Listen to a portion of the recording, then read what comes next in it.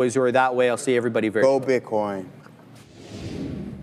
Yeah, you're right about that one. Sir. Go Bitcoin, where we are. Random Wilhelm scream. We're quite. Yeah, I don't even know what Wilhelm scream is, but I just heard it, and now I do. Now I do know what that is. It's basically it's like this. There's this one scream from some old movie that gets basically thrown in as like a sound effect. Right. So, like they'll just throw it in I hear the sound, but in all kinds of movies they use it. There it is. It's like one scream, and you see it in so many movies. It's all over the place. But the thing about it is, like, they'll probably change it a little bit so that you're not always hearing it that way. Right. I don't know why we were playing it just now, but here's the reason why I don't like that being played, because you've got the entire team working on stuff. So like Rob, Randy, they're all on like ladders, they could be like stuff. falling off a ladder. So I hear that scream sound, like, oh, is someone gonna fall? No, Randy did not fall off a ladder. He's someone right dropping stuff. Thank God. From the ceiling. Who will supervise if Randy falls off a ladder? I mean, we need supervisors here. We don't need workers, Randy. We need supervisors. Yeah, Wilhelm scream. Do you know the Wilhelm scream, Randy? No, he does not either. You've never heard of it too? Play it again there, asks Andre. Do they hear that on the show? Yeah. Oh my God. Every time there's like a thud. It's like Kramer. It does sound. It sounds like Kramer. He says. Does it? We should be doing some screaming for Marvell right now. I mean, this is the position that we put on right before we left you guys. And I mean, how's it working out right now, Marvell? This was at 11 o'clock. We talked about it printing down here at the 50 period, at the 200 period, moving average down here, and then boom. Like, I wish I was a little bit taller. I wish I had more shares on this as well. But there it goes. Right there to the upside goes Marvell. We've had a nice little recovery here in some chip names. Man, there's some action. You guys can't hear in the background. Randy, please supervise a little bit more over there. I mean, there's a lot of stuff dropping. Getting carried away. I don't want anyone to get hurt over here. Oh, man. What they're doing is completely tearing. So the stage and everything that we were on had soundproof walls, all this around there. These guys are ripping them off. Peter's working hard over there. I see what this guy's doing over there. Is that all they're picking out the green screen? Yeah, man, they're taking out the green screen. They're throwing it in the garbage. They're doing all this stuff. Hey, Randy, can we get an update, please, Randy? So, yeah, we're in demolition phase part deux. That's okay. Wiring, cabling. I like it. What? Deconstruction. Is that better? Yeah, he's good. No, the mic's on. It's on. You're on. Yeah, so demolition part two. We're tearing stuff down. Try not to make that much noise, but it happens. What are you going to do? What are you going to do? One of the guys just apologized. I'm like, no, it's fine. It's adding content to the show. Yes. So, there we go. There. Yeah. So so that's our old green screen right there. So they're tearing it up. We've got right now driller unscrewing as we speak the flooring, and in the back is where we used to sit there. All that blue wall and everything like that is that's where the big back where a dairy used to be, and they've tore off everything. So we're getting there. What's crazy? Did you remember? I forgot that wall was even. Yeah, that's a good to Neil. There was a kitchen back there. I like that. I remember there was a kitchen in the back corner and a trading floor. It had its own kitchen. It's so wild. We're dating ourselves. I wish we had pictures of some of that stuff. We probably do have somewhere. Yeah, have lots. We'll have to have a little history lesson. That was the other thing I was going to ask you. Remember the old footage before we got to YouTube? I've mentioned it a couple times on the show. You have, Sir Marcos. We need to show these guys what the show. I know the guys in Hungary bugged me about it a while ago. I never got back to them. I got to dig through the archives. We have our own little Smithsonian going, and we'll resurrect. I have Brendan's first day. Some of the first weeks we had. You won't have my first day. No, on the show. 25 years ago? No, on the show. We have that. Oh, yeah. It has to exist somewhere. So we've got the old silly green screen. Secret footage that we'll Good. Reporting live we'll from like streets of Paris. No. We'll dig it up one day, I promise. Standing in front of we used to stand in front of like the Eiffel Tower or the Leaning Tower of Pisa or but that was the crazy thing is we didn't have much of a team. So like we were doing everything ourselves. So one of the things when we would do I forget what the name of the segment was because we were talking. It would because European would close at around 11:45, so it was like the European update or something. So I was getting these backdrops. So I was going online and just finding backdrops for us to stand in front of. Yeah. It's like that looks like Amsterdam. Milan. Like the nice river. Yeah, I know. So bad. Stupid. Oh, it was stupidly bad, but so fun bad. at the same time. Just very quickly, we got a super chat from Zombie. Ooh, I like the zombies. Zombie brain calories. Ooh. Okay. Are there a lot of calories if you eat brains? Let's ask Hannibal Lecter or that Well, question. I mean, people just cow brains. NEO is upgraded. It just broke $7. That is correct. NEO is up 8%, and that's not just $7 today. I don't know why I point to the screen like I'm. That's good. People think you're it's like pointing a at weird that. habit. It's fine. No, it's also a breakout here. Is that a 52-week high? Oh, let's go BigBear.ai. Very, very close. Very, very close. Yeah, that's a good one. I don't know I'll if tell it's. I'll go on Eastern. Because that's October. I'll go on Eastern. No, technically it's not, because I guess in October. No, it's 2020. Yeah. It's tell 20. you. It's close. 52-week high is 771. It's close. So you're missing it by like 3. This is where I hate 52-week highs sometimes, because like basically just over a year ago you made these highs, but effectively it hasn't been this high in almost a year. So a good breakout there happening in NEO. People want to talk about BigBear. Well, Big Bear is trying to get to 60. It's been like, okay, so here's what it's going to lose. I think we're jinxing it, because it's going to lose this little uptrend that it's on.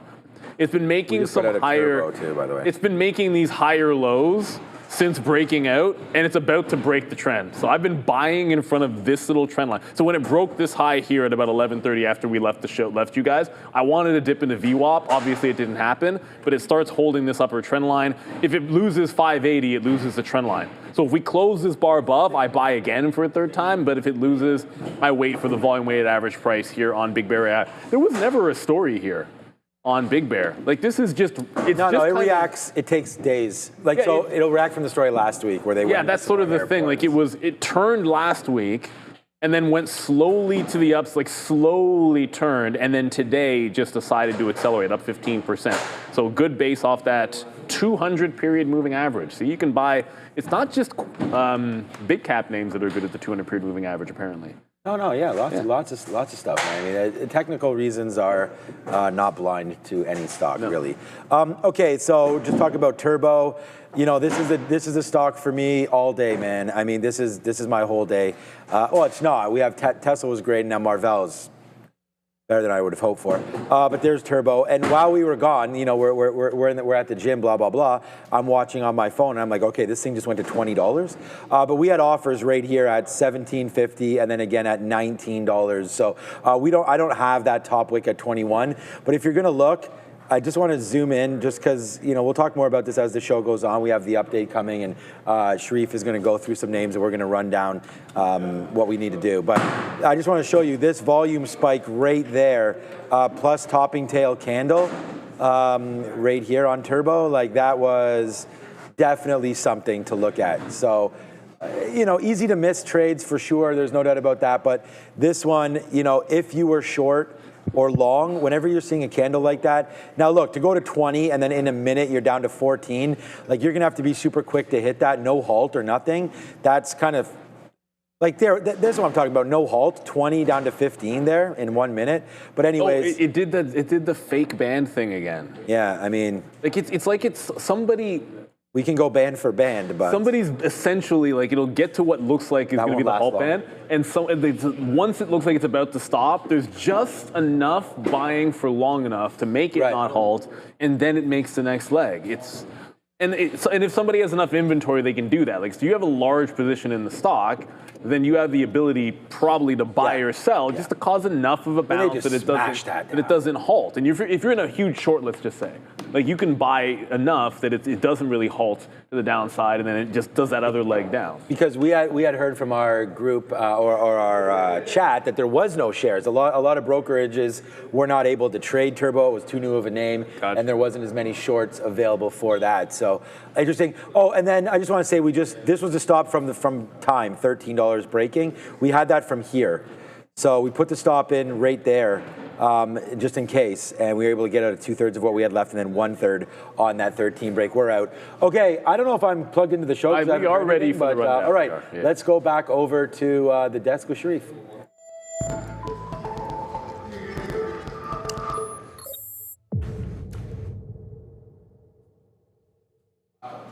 Welcome to the Afternoon Rundown, the show where you decide what we talk about every afternoon. The boys locked and loaded and ready to look at the tickers as cited by you. But the only way to get those tickers up there momentarily is to get into the chat and vote for your favorite tickers every day. Super easy to vote now, guys. Throw in that $sign followed by whatever ticker your heart so desires. Make sure you vote every day and make your vote count. Excuse me. Let's look at the first. Oh, actually, let's look at all four major averages. All four major averages in negative territory, starting out with the ES here, down 0.12, barely red on the day. Likewise with the NQ, down 0.08, looking to go above green. If it goes above 24,550, we go green. Remember, guys, we are on the new contract now, the December 19th contract for all four major averages for the futures. The Russell 2000, the worst performing major average on the day, down 0.38. And last but not least, the Dow Jones Industrial, also down a little more than 0.25% on the day. So all four major averages, as I mentioned, in negative territory. This one looking awfully good though, guys. BigBear.ai up again to the tune of 14.75%. As this summary denotes, no specific news today for the company, but as we know, it's been a very, very good retail name as of late. They did have a news catalyst last week with respect to the Nashville International Airport, looking at streamlining the customs process through there. Good look for BigBear.ai, boys. So look, it's a good look for BigBear.ai, but I believe like this could end up being a tiny bit of a jinx here. Because as mentioned, the higher time frame is still gold, right? Like consolidation, 200 period, you're finally starting to go after a long downtrend. These trend breaks are really, the thing is that you go long on a swing when it makes that second day breakout at like 5, like you're still laughing. But for the day trade, like you kind of, like it made that breakout, did nothing the first day, did nothing the second day, and then the third day it goes. But it's about to lose this trend line. I'm not going short. I thought we'd play buy the dips on higher lows into $6. I mean, so far so good, but you lose the trend line. Maybe wait for 565 looks pretty good. Like 565 on the 15-minute is also VWAP. So if we lose this consolidation right here, right now, I'll jump out of the trade, look for an opportunity back at the volume weighted average price. If we can still manage to wick this bottom and go again, then I'm going to reload on Big Bear on the way to $6. Like the trend. Certainly, this is a name to watch tomorrow too. Like, I think after this Shkreli nonsense with Open Door. Is Shkreli's involved with Open Door? Oh, he just said he's short the stock and it went to the downside. Oh, okay. Tomorrow, when looking for places on the off and very small possibility that there was a 50 basis point cut, which is not going to happen, but it's not zero. I think some of these small cappers are the runners to go, and you just kind of pick one and grip it and rip it. You want something which has a good base, which has squeeze potential, which has been at least turning and looking a little bit more bullish. BBAI wouldn't be a bad pivot if I don't like Open Door, if you don't want the IWM. Like, keep that in mind, some of the smaller names for tomorrow. For now, that's the plan of action. Hopefully we can bounce here on trend, or we wait for VWAP, because Big Bear, until it gets to $6, I'm giving it every chance to get there. Yeah, I was just checking my account. So we're still, we still got a decent amount of BigBear.ai in our swing account, and I just put an offer at $6.50 to get some more out of BigBear.ai. So just looking at it, we didn't. So this was a trade that I built for you guys during this move down. The first area that we all bought it at, maybe or maybe you didn't, I did, $5. Then we bought it again at $4. Because almost as soon as we bought it at 5, it was at 4. And then then again, it came back into $3. And that's where we sort of said, okay, if this is ever going to bounce, we're at the 200 period moving average, we'll do that. And then we had to wait. We had to wait for a couple minutes, right? So we had bought this thing in March and April, and then the boom, no, but I'll get to it. And then the boom happened here in July, and that's where we started piecing it out. We got out 650, 750, 8. You wouldn't believe me unless I did it on the show, so I did it on the show. We got 850 there. So we got 650, 750, 850 on the way back up, but we only got out of about less than a third or so of it, and we did not reload. So right now, I'm going to try to do the same thing again. If we can get just above the 50-period moving average at 650, then go up here to 750, which makes sense to me, and then get out another at 850, then maybe by the time that's all done with, we can have, 40% left or something. If we can get up a third, all the way, that would be pretty good. So that's my sort of idea there for BigBear.ai. I mean, I wish I liked it enough to have stood there and bought more, but our average price is like we bought 543, so our average price is around $4 and, hate to say it, but probably like around 420, something like that. But that's not meme-based at all for me. But we do want you to scan that QR code right there in front of you, because right there, BTCC, we've said this a couple times now, 14 years, 0 hacks, no excuses. BTC.com delivers when others don't. You could trade Bitcoin at 500 times, Tesla Gold, and Forex. There's smart copy trading available as well. This is regulated in the US, Canada, and Europe with over 6.8 million traders. There's a Trader TV Live bonus as well. If you do scan that QR code live on your screen right now, you will get a 15% deposit bonus. So if you're looking to trade Bitcoin, as many of you are, get involved now with BTCC.com and scan the QR code. It's a 50% deposit bonus. So get over there right now. We are tearing apart the green screen right now, and Ramina's taking many videos of this. So there she is right there. Cool stuff. As we start taking pictures, and she moves out of the way because she realizes she's on camera. But I'm going to kill two birds with one stone here. I don't, for Yannick in the chat or anyone looking at this GORV, which is halted on very, very light volume, second halt to the upside, there is a story here. Lazy Days and Campers in RV, which is GORV. They announce, where'd it go? There we go. They announce what's up with that? Intended acquisition, letter of intent for acquisition by Campers in RV or affiliate of substantially all assets of the company and units. That is the headline. That is what it is halted on. There are no specific details that I am aware of. Lazy Days Holding. Yeah, Lazy Days and Campers in. I like that. All right. Go RV. Let's go talk about the #1 P&L name on the show 10 times over. Yes, I'm keeping an eye, guys, on this GORV. Like as Neil said, that's the headline there. Lazy Days Holding, Campers in. A letter of intent consideration includes $30 million for furniture and equipment of the company, the Visa V and SEC filing. That's how we got all this. We'll keep an eye out on that for you. Halted to the upside at 408, up 66.5%. Talking about GORV, not currently on the screen. What is currently on the screen is TURB. And you can see this is all sorts of breaking down.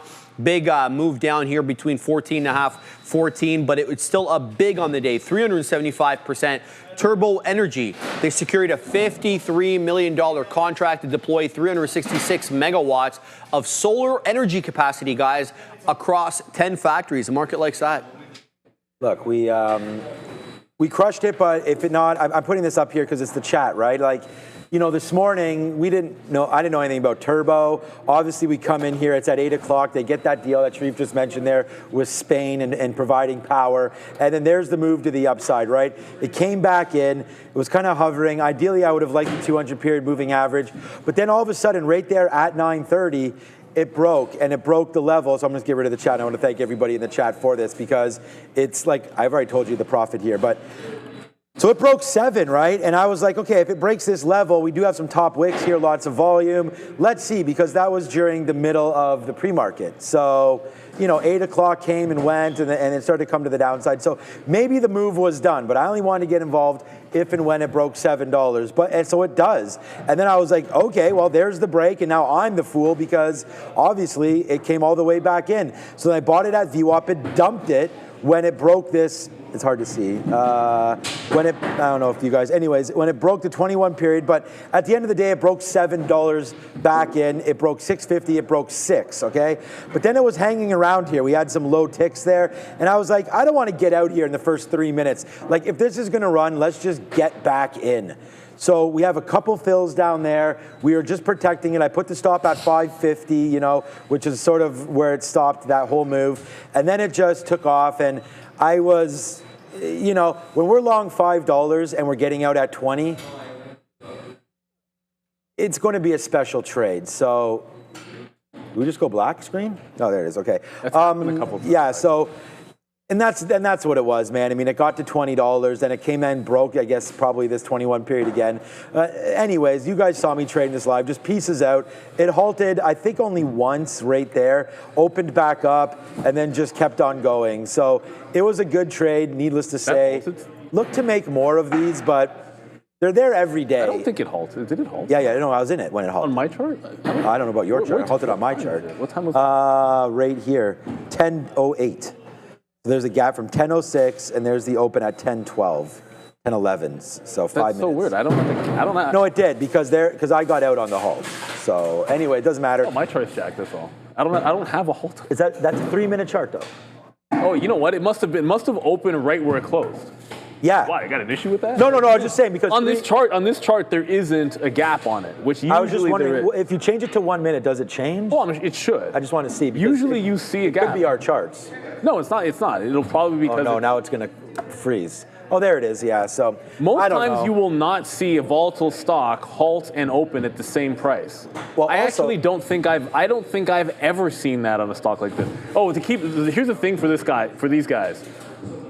It's a 1 million float. Obviously, that makes it really easy to figure out what the market, how many times the float is turned over. The market cap's not very big. They don't have a terrible cash position. Like they have a couple million in cash. It's not like obviously they have debt. If you're going to be this cheap, you're going to have some debt in there.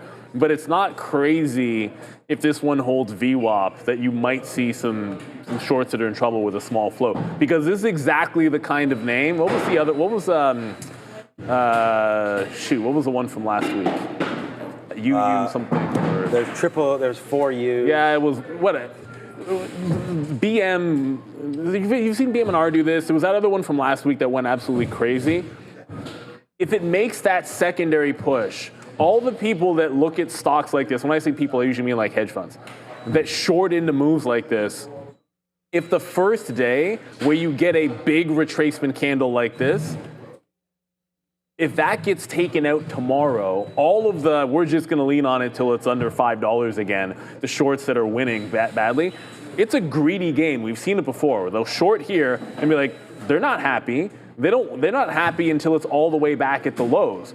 So it is very possible that there are firms that have millions of shares, or dollars worth of shares at least, that are short this thing, that will be very scared if this takes out 20 tomorrow. So don't completely write it off if it holds VWAP and holds $10 just because it might be gapped down. I'm trying to remember. Octo? QMMN, that's the one. I wanted to be able to pull up the chart. This is the chart I wanted to be able to pull up just to give you an idea of what might scare people. So like that first parabolic day, right? It doesn't scare anybody when it holds underneath. Like QMMM, you lean on it, and anyone that shorted that first day, those big hedge funds, they were still in the money when it came in and tried to pop the next day because it pulled back to here. So they're shorting on the way up, they're good. It's if you take out any of the local highs. If that high got taken out, or God forbid it took that high out, people are destroyed, and that's the worst of it. So keep all those things in mind for tomorrow. Just because it seems like it's done, look for those secondary breakouts potentially on day 2 and 3. And let's go talk a little bit about a not small cap. All right, guys, TSLA up nicely on the day to the tune of 2.25% on this headline. So Elon writing on X, Daddy is very much home, referring, of course, to the fact that he bought about $1 billion worth of Tesla stock over the last few days into last week, going into the Musk Foundation account there. So Tesla up nicely 2.25 separately. The NHTSA launching an investigation into the Model Ys trapping occupants. Very little said about that. Separately, guys, I want to take your attention to RIVN, a Tesla competitor, up nicely on the day here to the tune of about 6.5% on this headline. RIVN breaks ground, Randy, on their Georgia SUV plant, crossover manufacturing plant. So RIVN up nicely on the day as a result of breaking ground for their Georgia plant. They break ground and get 6.5%? Well, it's nice to start, I guess. Yeah, I thought it was already opened and going, but I guess not, so okay.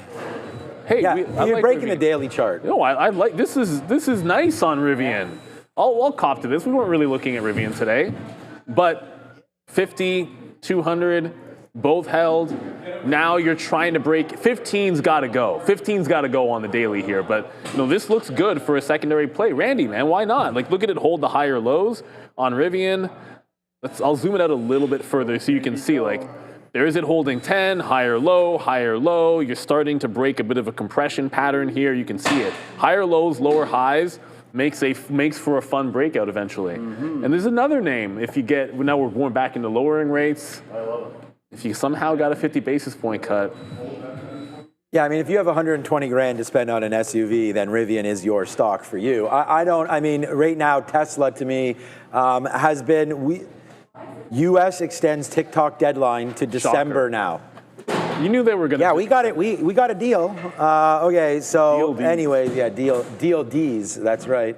But we had written down Tesla earlier here, 410 to 412. So there it is, man. Tesla again, big stock. Like I don't know. It came right in. There's 412, guys. So we had the long, there it is, up to 420. We did get stopped out at once 414 broke, we had 2% left. This is all traded live. So, we could have done a little bit better. It does go up to the high of the day there at 417.50, and that's where we really cleaned out, and then it broke through, and we got our 420 fill. So that was obviously a good end of the trade, and then boom, right back down. But here it is, man. Tesla continues to work.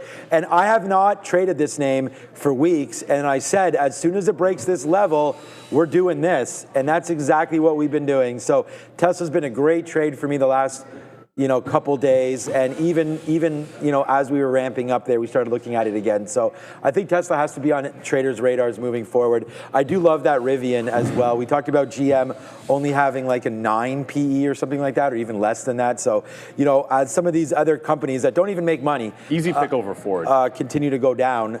Pickle or GORV? I said easy pick over Ford. GM. Oh yeah. And I just think that, like, look at GM's chart here.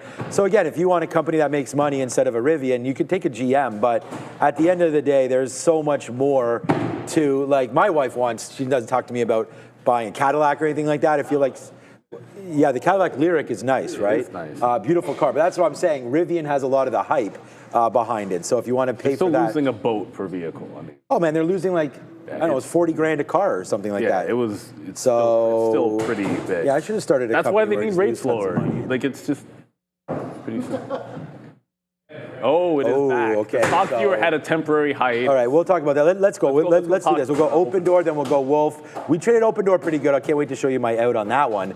Let's go back over to Sharif and talk about Open Door.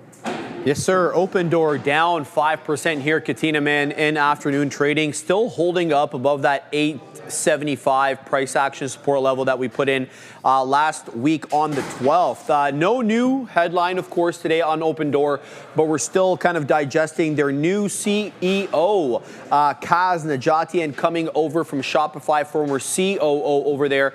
I made a very interesting video on TikTok talking about the new CEO's payment package. It's almost all in stocks, guys, about 81.8 million restricted stock units that vest only if the stock trades at a certain price for a certain amount of time. Otherwise, he just gets about $30 million, which is the make whole package, which he would have made at Shopify anyway. So Open Door trying to bring him on board by paying him what Shopify would have paid him, but no new money unless he can get the stock price a little bit higher.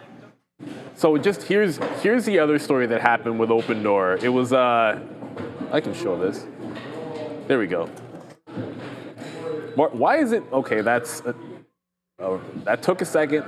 All right, like that all should have sized a lot faster. You can tell my Chrome is probably chewing up too much memory. Martin Shkreli, I shorted Open today at $9.36. This is the first trade I've made in the stock. I will be doing diligence calls with former employees, customers, competitors, and hopefully management too. I will send invites to the calls or anonymous transcripts as appropriate. So that headline, any guesses where that headline was dropped, everybody? I know that, unfortunately, the volume candle is going to show you exactly. I will give credit where credit is due. If I was looking at a chart and trying to pick the moment that I would want to drop that little bit of a tidbit, yesterday's lows, 930, 1, 2, 3 times support. It was just breaking out prior day support and current day resistance. Open Door. Like it was in the middle of breaking through the key price level back to the upside for potential V-shaped recovery. When that note gets dropped, it sends it right back lower. So what do you think? And he said 936 is where he has it. Now he's not punching, Martin Shkreli's not punching out because it goes against him. I mean, I would assume it's like it goes to 937, he doesn't care. However, now all of a sudden psychologically there is this level. And I have nothing personal one way or the other. From a technical standpoint, if Open Door gets back through this 936 area, which is a key level regardless, I think you got to look for a bit of a breakout long. I think it's going to be a popular level to look for some reversals, at least temporarily. So we'll see if it can get there this afternoon, but that's the other side of the coin. I got to give it up. That's perfect timing. If you're going to drop, if you have all day to drop the story, wait until the opportune moment to get the maximum impact. And he did, and it worked. Yeah, let's do this, and then we'll talk about my trade there at Open Door. So obviously we've talked about this over and over again with OGen. So if you are interested in this, please scan the QR code right there. There's over 4 million concussions reported every year in the United States. I mean, and that number is way underreported, I would assume. So make sure that you do scan that QR code if you are interested or had a concussion yourself. NYSE listed OGen is changing this approach to treatment. The concussion treatment market is projected to reach over $8.9 billion by 2027, and they have a first-in-class intranasal drug designed for rapid brain access. These guys are uniquely positioned to lead the way in this science. Learn more and schedule a meeting today with Origenics, symbol OGen right there. So I thought, when Neil said that, Shkreli said something, I actually thought it was right here. But, you know, again, we left, put this stop in, it hit. It triggered out right there at the bottom, the same bottom that was respected right there again. So it's just funny how Neil just talked about technically at the top and then technically at the bottom, same ways. But we went long right there at 914, then we went, and this is another sticky note trade. So $9 long was written down for us all day. So we should probably still be in it and maybe consider being in it again right now. I don't like the fact that it's not doing anything, but we made money early on Open Door. It's obviously pulling back in right now into $9. And there's been a lot of talk about sort of this $9 swooping down level. It looks fine on the daily, but right into here, we've just now supported it now for 3 days. So we'll have to wait. That very bottom is like 880, 875.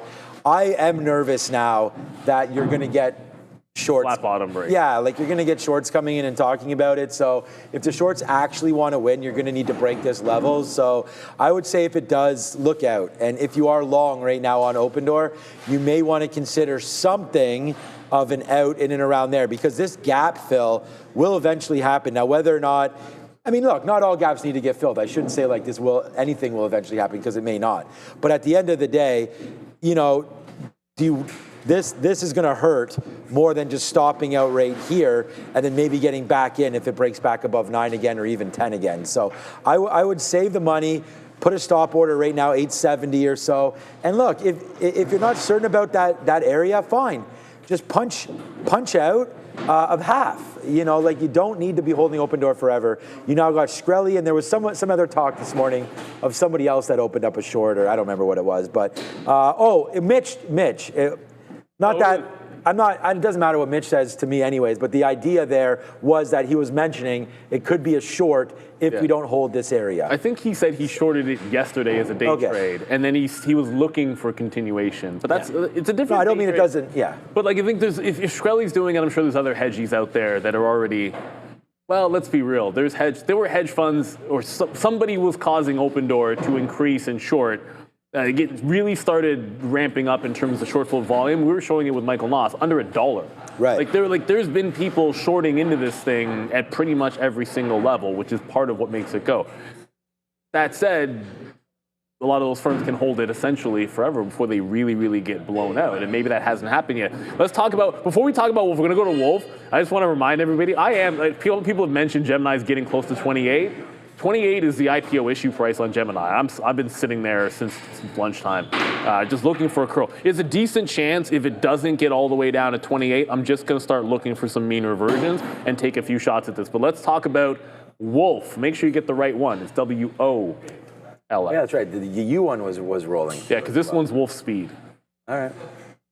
All right, guys, Wolfspeed slides as the company officially rolls out its 200-millimeter silicon carbide portfolio. This company works obviously in semiconductors, but more from a raw materials input products side. But this was actually up about almost 19% in the pre-market on this headline, but it was a sell the news kind of event, guys, because now we're down over 13%, 352 high, 240 low. We closed out yesterday at 296, but all that big move was mostly earlier on at around 10:30 or onwards, guys. Since that time, we've been selling off. Yeah, this like is a Wolfspeed. I think the example of what Sean was just showing for that potential flat bottom break on Wolf. This is on open is more or less what you saw right when the low of the day got taken out on Wolf, and subsequently when it took out $3. Yikes! This for any small capper or runner, this is what you don't want to get caught up in one of these types of moments. So if you can have your out and maybe look for a re-entry, like that's what you That was Randy. Do. That was Randy. Randy, just stick to supervising. Like, honestly, this is getting. Every time I look at him, I'm like, please, I'm like, don't hurt yourself. Everybody stay healthy. We don't need a loss. Yeah. I mean, my worry is Randy is not wearing steel toe shoes. He's probably in flip-flops. You know what I'm saying? I've seen him in flops before at the office. Peter's also not wearing steel toe, I noticed. I think this is a safety violation. I have to shut this project down. You don't play around. I have to shut this project down here.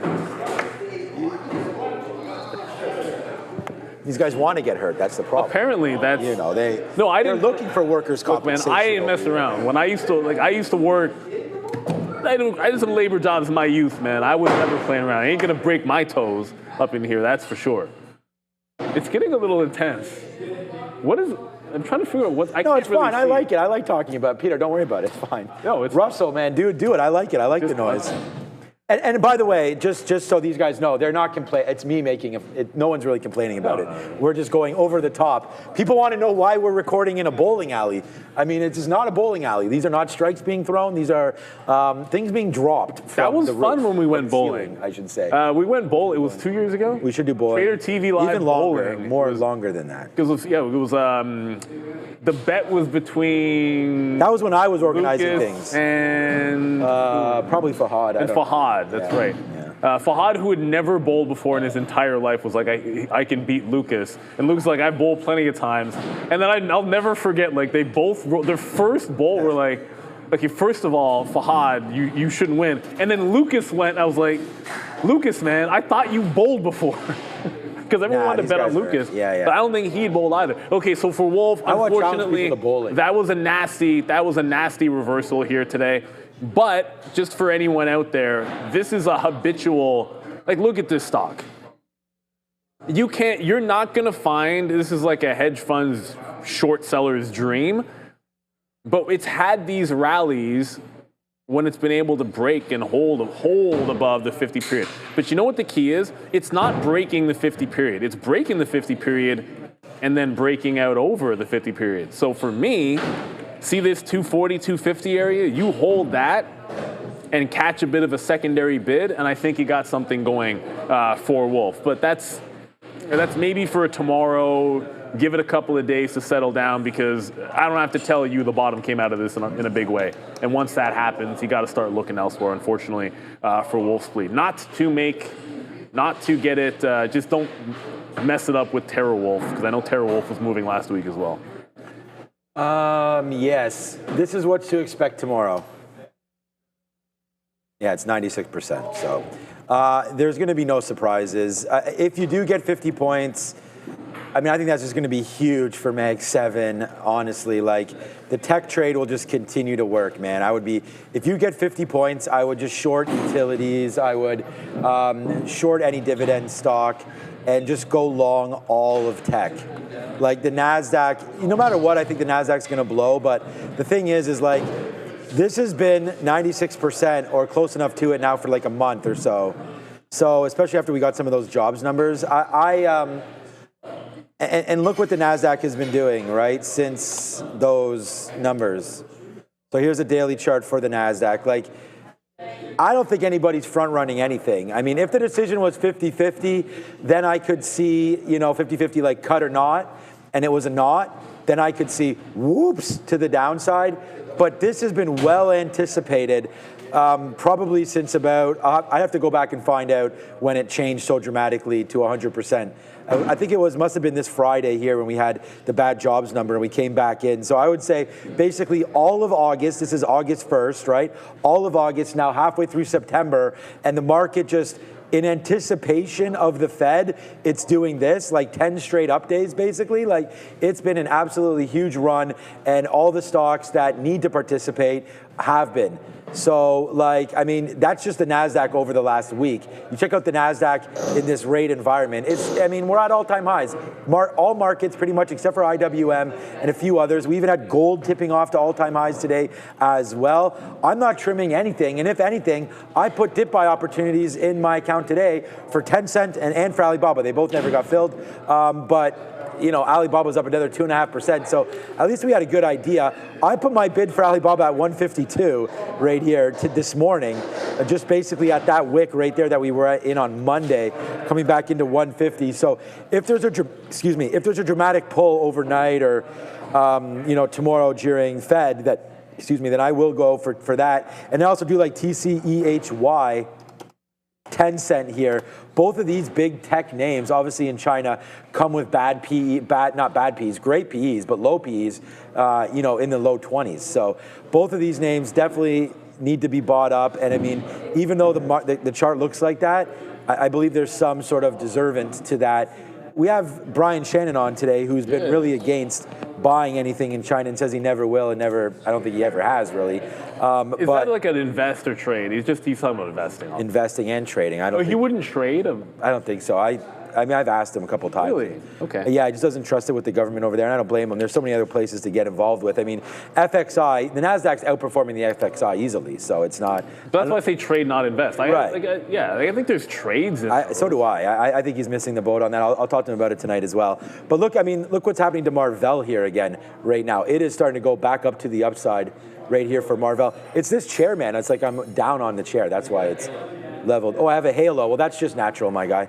But there it is right there, 69.20. So as we continue to go up, I'm going to get out another point here on Marvell if we can at around 10 bucks. Of course, we made the level at 13 and it just tanks there a little bit.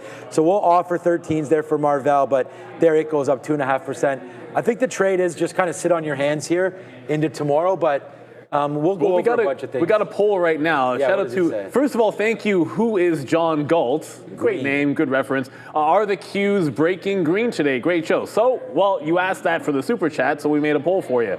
Will the Qs end the day green or red? So far, 63% are saying green and 37 red. For the record, we're close enough that I think it's fair. Like, we are slightly dead. The Qs are down 0.06. So it's essentially flat on the day, which is good. Make sure you're looking at the December contract, everybody. Although we said the Qs, it doesn't really matter. I'm showing you the NQ. The percent will be more or less the same thing, give or take. That GORV, by the way, reopened. Still no details on what this deal could mean, but it's hitting $6, now up 140% for GORV. It's a long-winded name of the company. I'm not going to bother reading it. Gemini is trying to bounce in front of 28, but for 28.5, the first look, I still have my bids. I'm going to leave them in there. I still have my bids from in front of 28 if it gets down to 28. But if the curl happens at 28.5, then I want to be there. And the reason I'm doing that is, what was the $40 one? It was, what was the IPO that issued at 40 bucks and came back and retested the price? Now it's going to bug me. Klarna? Bullish, I think it was Klarna. Fig. Klarna could be bigger. So the reason I'm starting at the $0.50 is, this is why it was Klarna. Because Klarna came down, went to test the 40, got to like 40.30, didn't really sniff the price, and I was sitting at like 05, 12s, and I think my best bid might have been like 22 or something. And then it just shot to the upside. It shot up like $3. So this is more a story of the IPO issuers. They don't want it a lot of times within a couple of days making a fresh low and putting all the people that got the issue price out of the money for any amount of time. That's the play here. The reason why I'm going long in Gemini. Klarna did a similar move and actually still holding up. It's like green on the day. Hasn't really retraced yet. I think it will. But a couple of days worth of rally off of that IPO issue price. When these IPOs come up and fail, remember, you don't have a lot of price history. You've got where they open, you've got the IPO issue price, and if you can find some of those early funding rounds when they were private and do some math, you can figure out some levels that way too, which makes it easier to know what levels to play back into for support. I was going to say, what was the story on GORV again? Maybe Adara could hit us here, because there goes GORV right now, up to 650, just unhalted. So we're going to find out right now. Lazy Days Holding. What's up, Adara?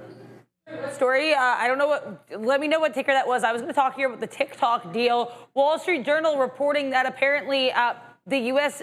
TikTok users are going to be asked to ship to a new app, because when they make the deal, it'll be a separate entity. Additionally, Oracle, Silver Lake, and Andreessen Horowitz are apparently part of the investor consortium that would control the 80% stake of TikTok. So Wall Street Journal reporting some more details on TikTok. What ticker was it that you were looking for info for? And I'll take a look. GORV? Okay. See the story here, but I'll let Adara look through it. She's better at that, of course. Okay, so just right into here right now. I was trying to find the total amount of shares available here. The float is only 600,000 right here on GORV. So here comes the story. Yeah, so Lazy Days Holdings is the name of the company, trading higher after entering a letter of intent for campers in RV. They want to acquire substantially all of its assets. GORV. Lazy Day Holdings is the name of this company, and back to you. Okay, it's only because like right there, so we obviously get a reverse split there of like 400 to 1 or something like that, because we went from 27 cents up to $8 or whatever that was, whatever that math is, and then falling right back in, and then now entering into that agreement. So I just wonder if like this is part of the story. I would short this like crazy. This is not a $6 stock, man. This is like the fact that it was 22 cents.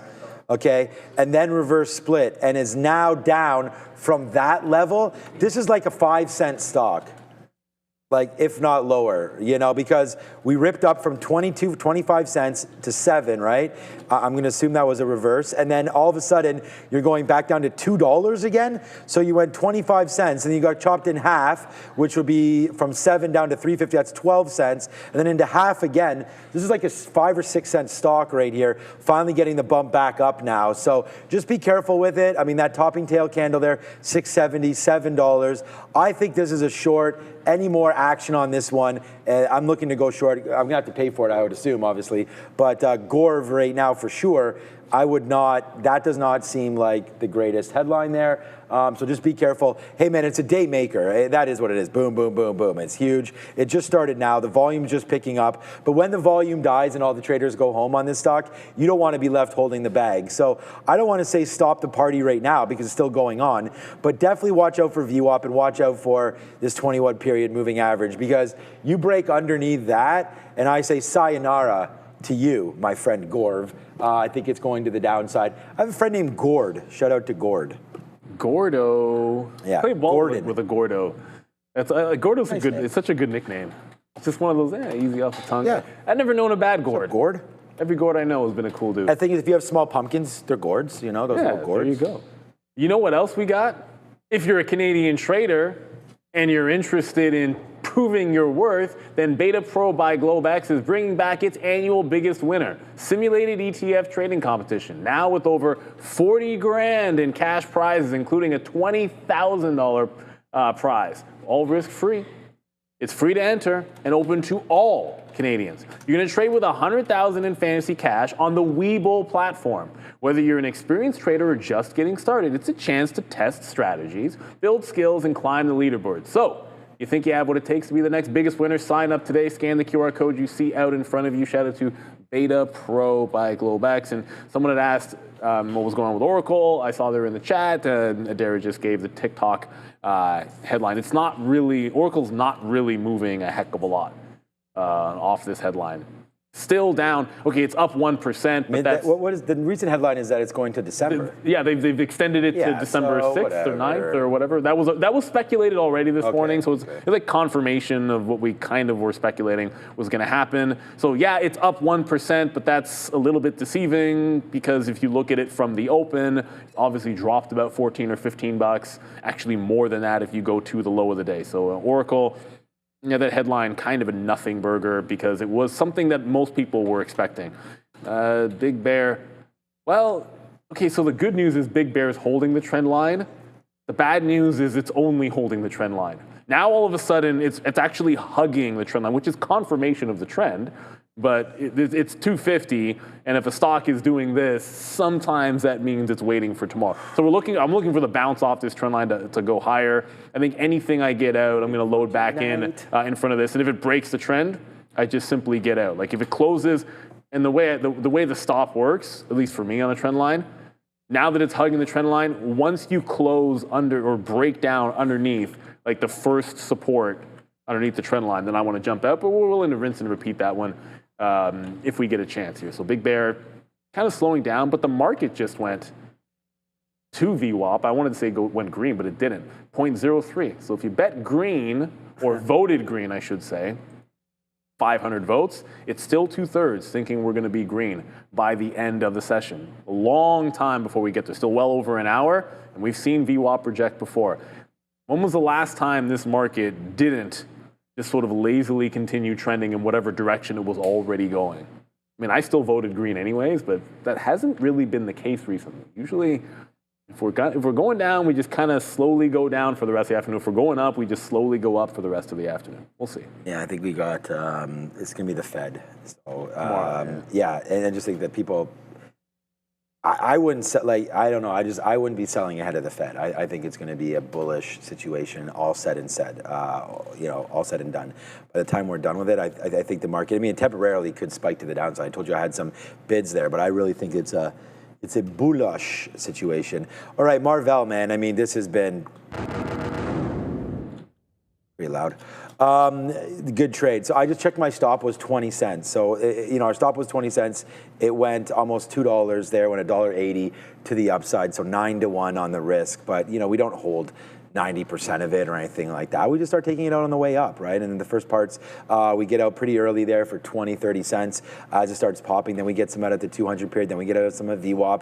And then we get some out around 68.50s or so. And then it climbs into what was at one point the high of the day. We thought maybe 69 was good enough. And maybe it wasn't. Then it goes all the way up there and we tick it out. And now we only have our 2.5% left. So we'll slap a fail on not having anything left. But wow, what a good stock Marvell was today. We don't have any red stocks here today other than a small red mark on this trade, but it's net wise it is nothing. So anyways, there goes Marvell to the upside. Good job there.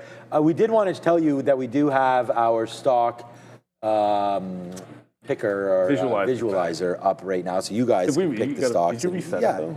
Well, it's 146 up here for BigBear.ai, so I am going to restart it right now. So what you guys got to do is get into the chat right here, all whatever 4,000 or 5,000 of you that are watching right now, get into the chat, type in what you want right here, like this right here. What's up, Ichiro? Right there, puts in plug. Koga Nara, there goes Koga Nare. Okay, TSM Sound goes Grunfeld there. Andrew puts in Palantir. Howard puts in Caps. Pitchbull puts in Hood there. Dylan puts in Gemini. We have Mr. Cerebus puts in SoFi.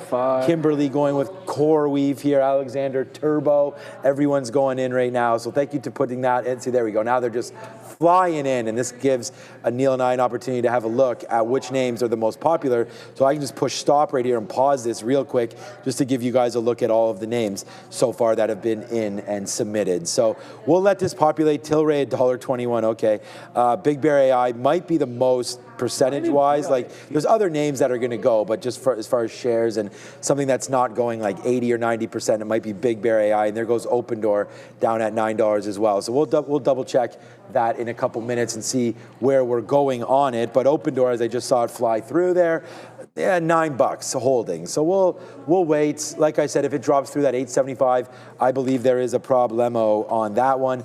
DraftKings as well. you know, we talked about this a while ago, what kind of a move that was happening there. And although I said I really liked the name, I liked the first mover advantage, you know, we were getting out like right into here. This kind of, now I did miss the high of 48, but like into some of this levels, pretty good areas there, 45 bucks to think about getting out. And now you have a top there with the 50 period moving average. So if we can work our way back to there, that's not bad. The fact that we broke down there always makes me think that we are coming into the 200 period moving average. So I like to buy this at 40 bucks. I mean, you know, you're going to have its ups and downs, but DraftKings and gambling as an addiction, as an illness really, does have obviously its reasons to be it is what it is. profitable. It makes money. You know, it makes money. It so, always will. you know, a lot of people may not be invested in it for some of those reasons, but I think that DraftKings is a working trade there. You only hear so much about them. Like they're sponsoring.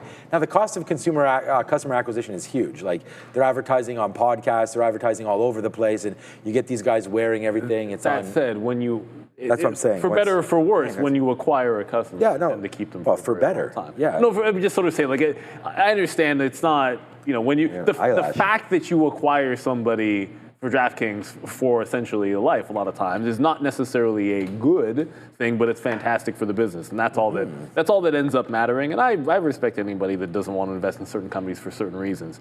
I've been there myself, but.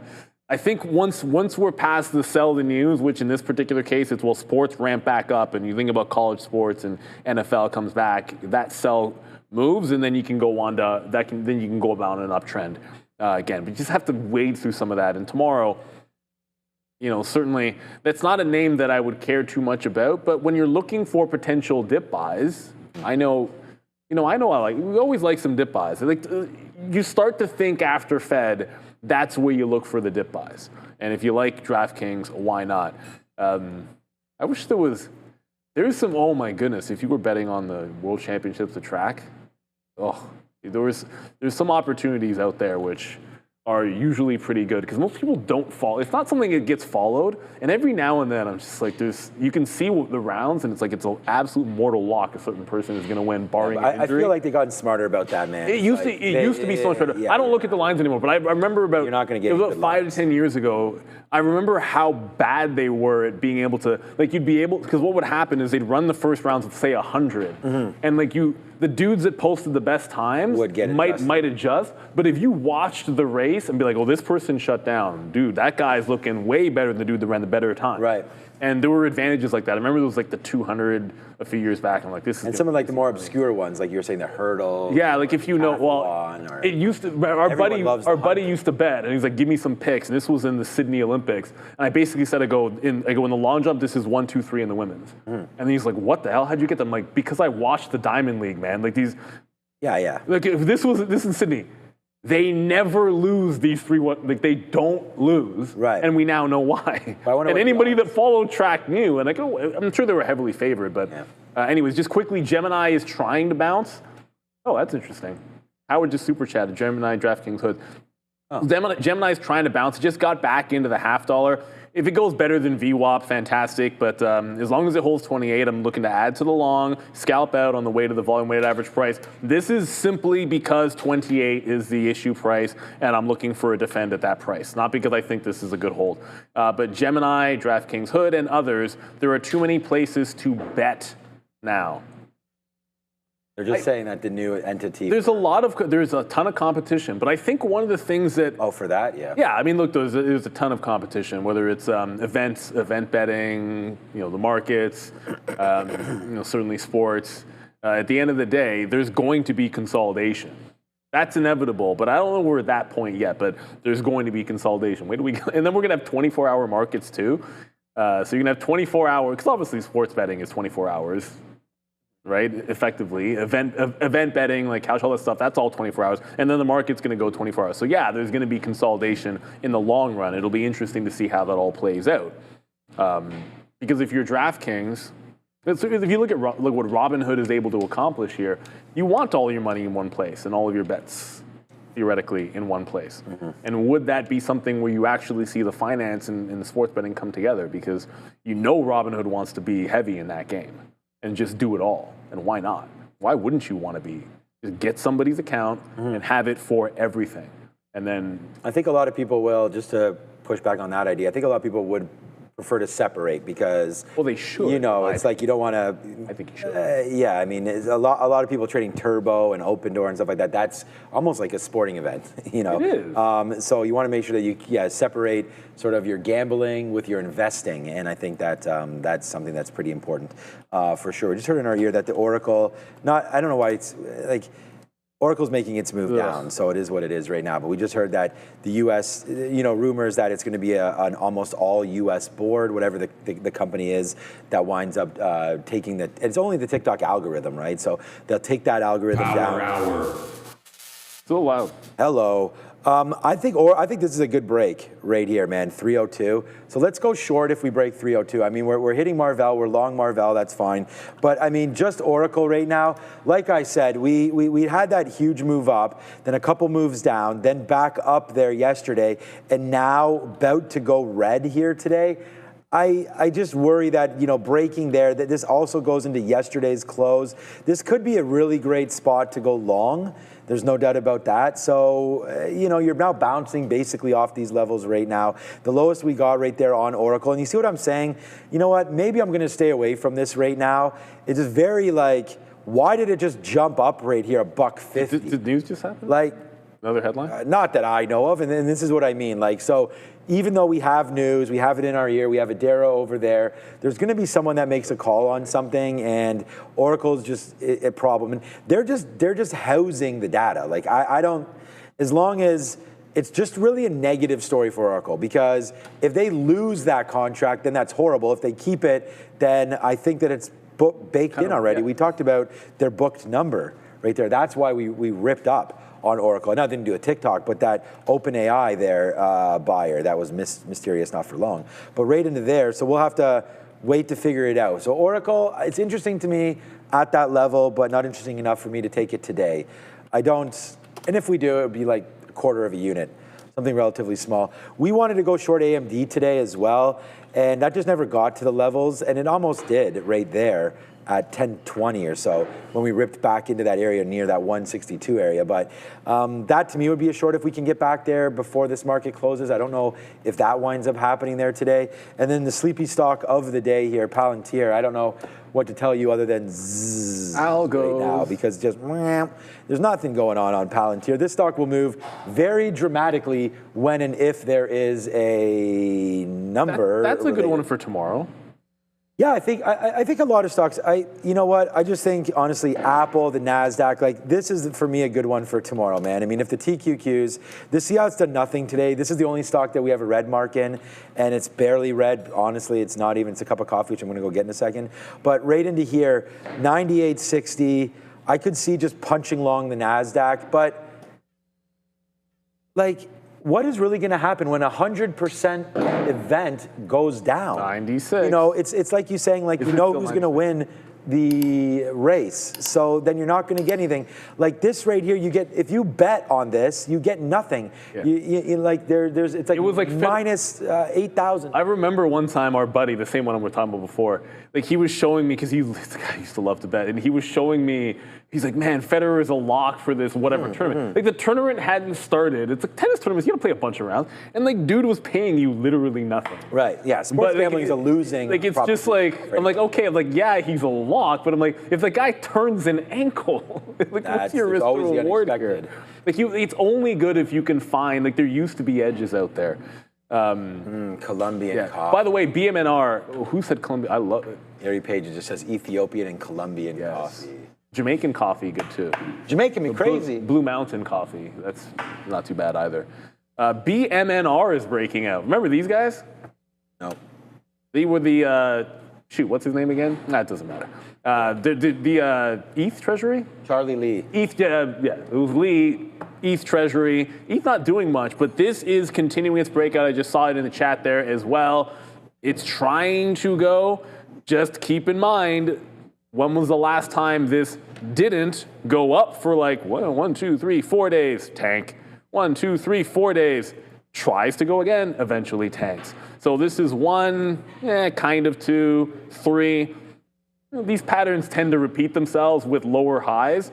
So until it starts breaking out any of these prior highs, just remember it's an overall it's kind of a wedge pattern, but lower highs throughout. I just think you're so much safer. Anyways, to each their own. I just think you're so much safer playing in just buy the actual token, or you can always play ETFs. But you do get some bang for your buck trading in these. For the long-term hold of anything crypto-related, I'll stay out. Gemini, still not much. I mean, it's the same thing as before.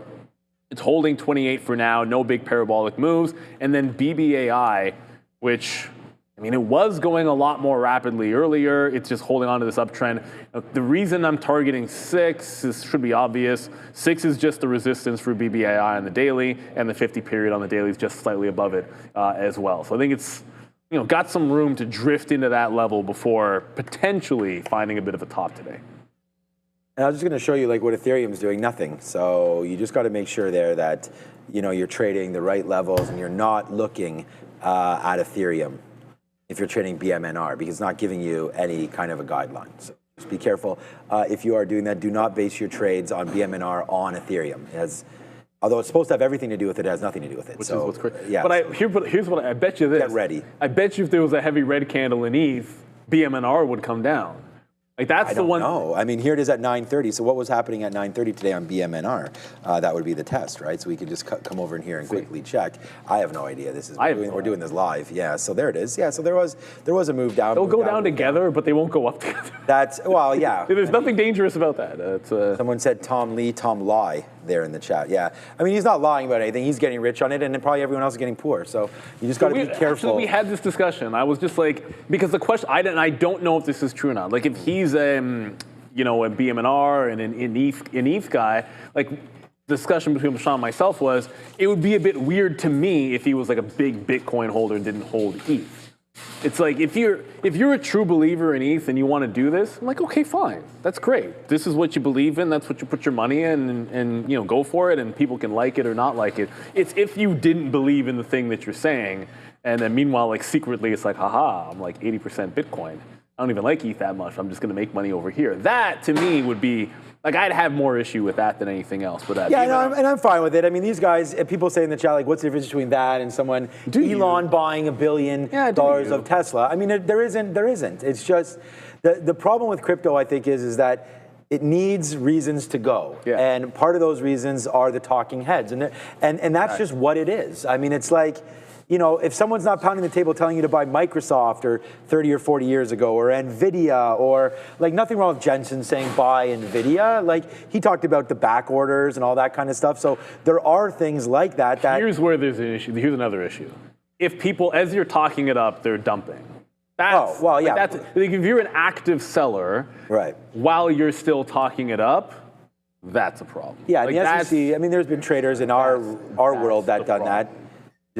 We can name, I don't know. I mean, I don't know. There's SEC stuff like that traders that'll buy. It's like me buying Turbo here this morning and just talking it up and just dumping it to everybody else that's here, right? I mean, that's why we are very proud to show you all of our entries and all of our exits, tell you how, what percentages we have left of our trades, and then just really say, like, what we're doing is what we're doing and what you're doing is what you're doing. There's never a time where Neil or I will say we have to go in here and buy this. We make the decisions based on our own trading ideas, right? And so there it is right there. What's up, used to be millionaire? No, there was. I remember when I was a penny stock trader, you like because of sort of the styles that we would do had more to do with like some of the market making and technicals, and you'd actively sometimes want to stay away from the stuff that was in the pump and dump category. Like sometimes it's inevitable you're going to take part of moves, but I actually strongly disliked it because I'd be like, you'd be in something and it's like, well, why did that happen? Oh, like this pump and dumper just did this to this stock, and it's like, it's been a good trade for a couple of days, and now I can't trade it for 2 days because it's utter nonsense. Right. And I don't want to name any name, but there's like a famous person in the penny stock game that used to do that. And whatever, I won't. I think everyone knows who that is. But just. Okay, this is a little bit of a turn happening in Google I just saw, and Tesla at the 420 level, but the Nasdaq's still going pretty decent. So here I'm going to show first, load. Like the Nasdaq, well, the Q's through VWAP and going green, and then juxtapose that with a little bit of a pullback on Google. I have Google up because there's something happening at 252 here for the majority of the day. Like, see all of this consolidation at 52? if it can't bust through, I was kind of hoping it would bust through and look for the long continuation. But if we can't bust through, this might actually be like a VWAP loser. I mean, we're in the power hour, so you want these final moves to happen. Something. Yeah, you guys know. It's kind of jokes. There's a couple. Somebody guessed it right in the chat. I'll leave it at that. Yeah. There's lots of stuff happening here in our world, right? I mean, and this is the world, of course, of just YouTube and basically posers and all that. That's why I'm always saying to you guys, all four of us, you just ask us if we're green or red. I mean, or whatever. We won't disclose. We're made millions of dollars here today, but we could tell you if our ideas are working or not. And I think that should be good enough. And if it's not, then we apologize. Okay, so just talking here. We didn't look at Tesla. We did the rundown of Tesla, but Tesla's trying to go right now. It's at 420.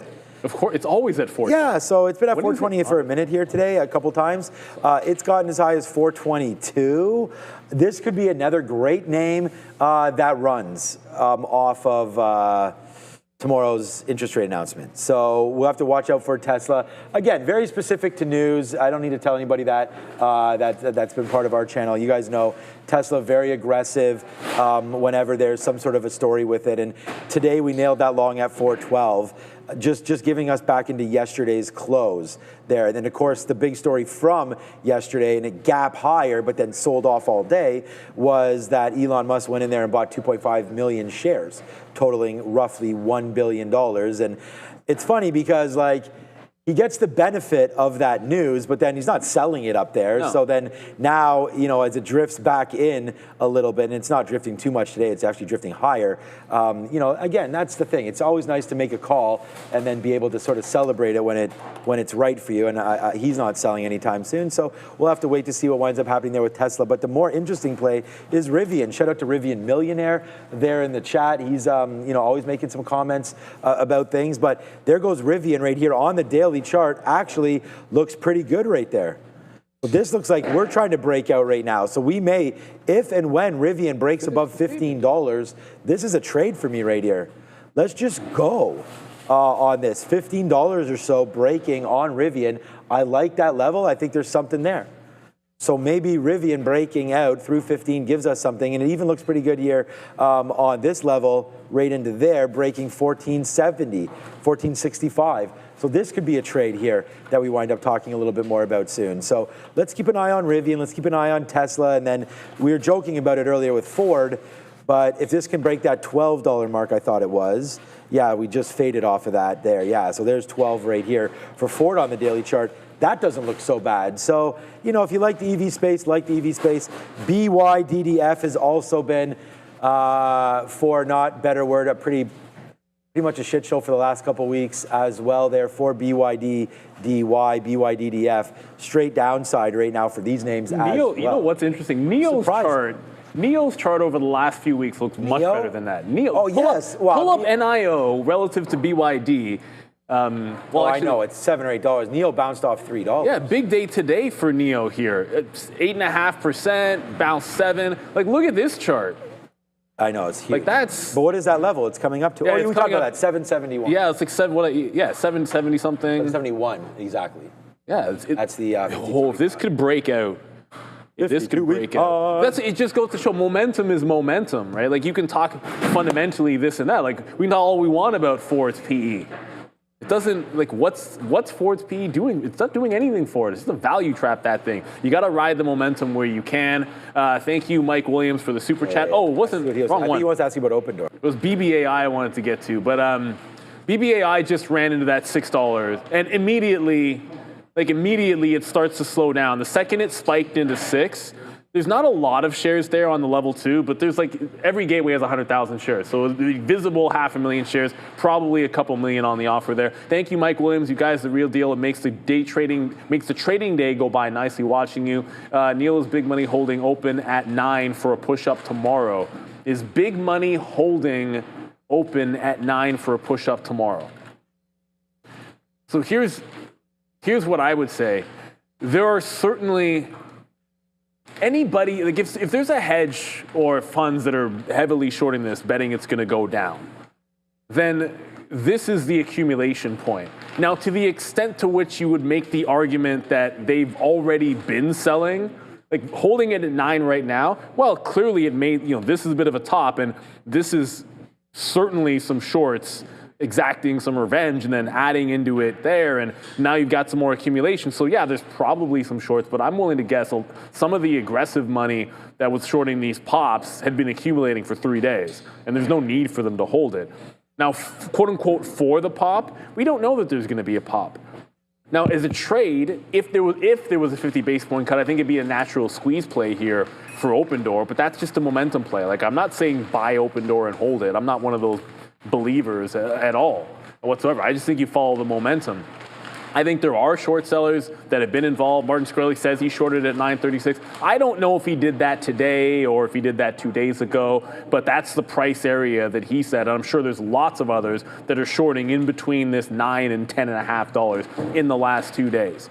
And until they start getting stopped out, or some of those accumulated shorts get stopped out, what do you think happens next? No one's forced to liquidate. You get pullbacks in stocks like this.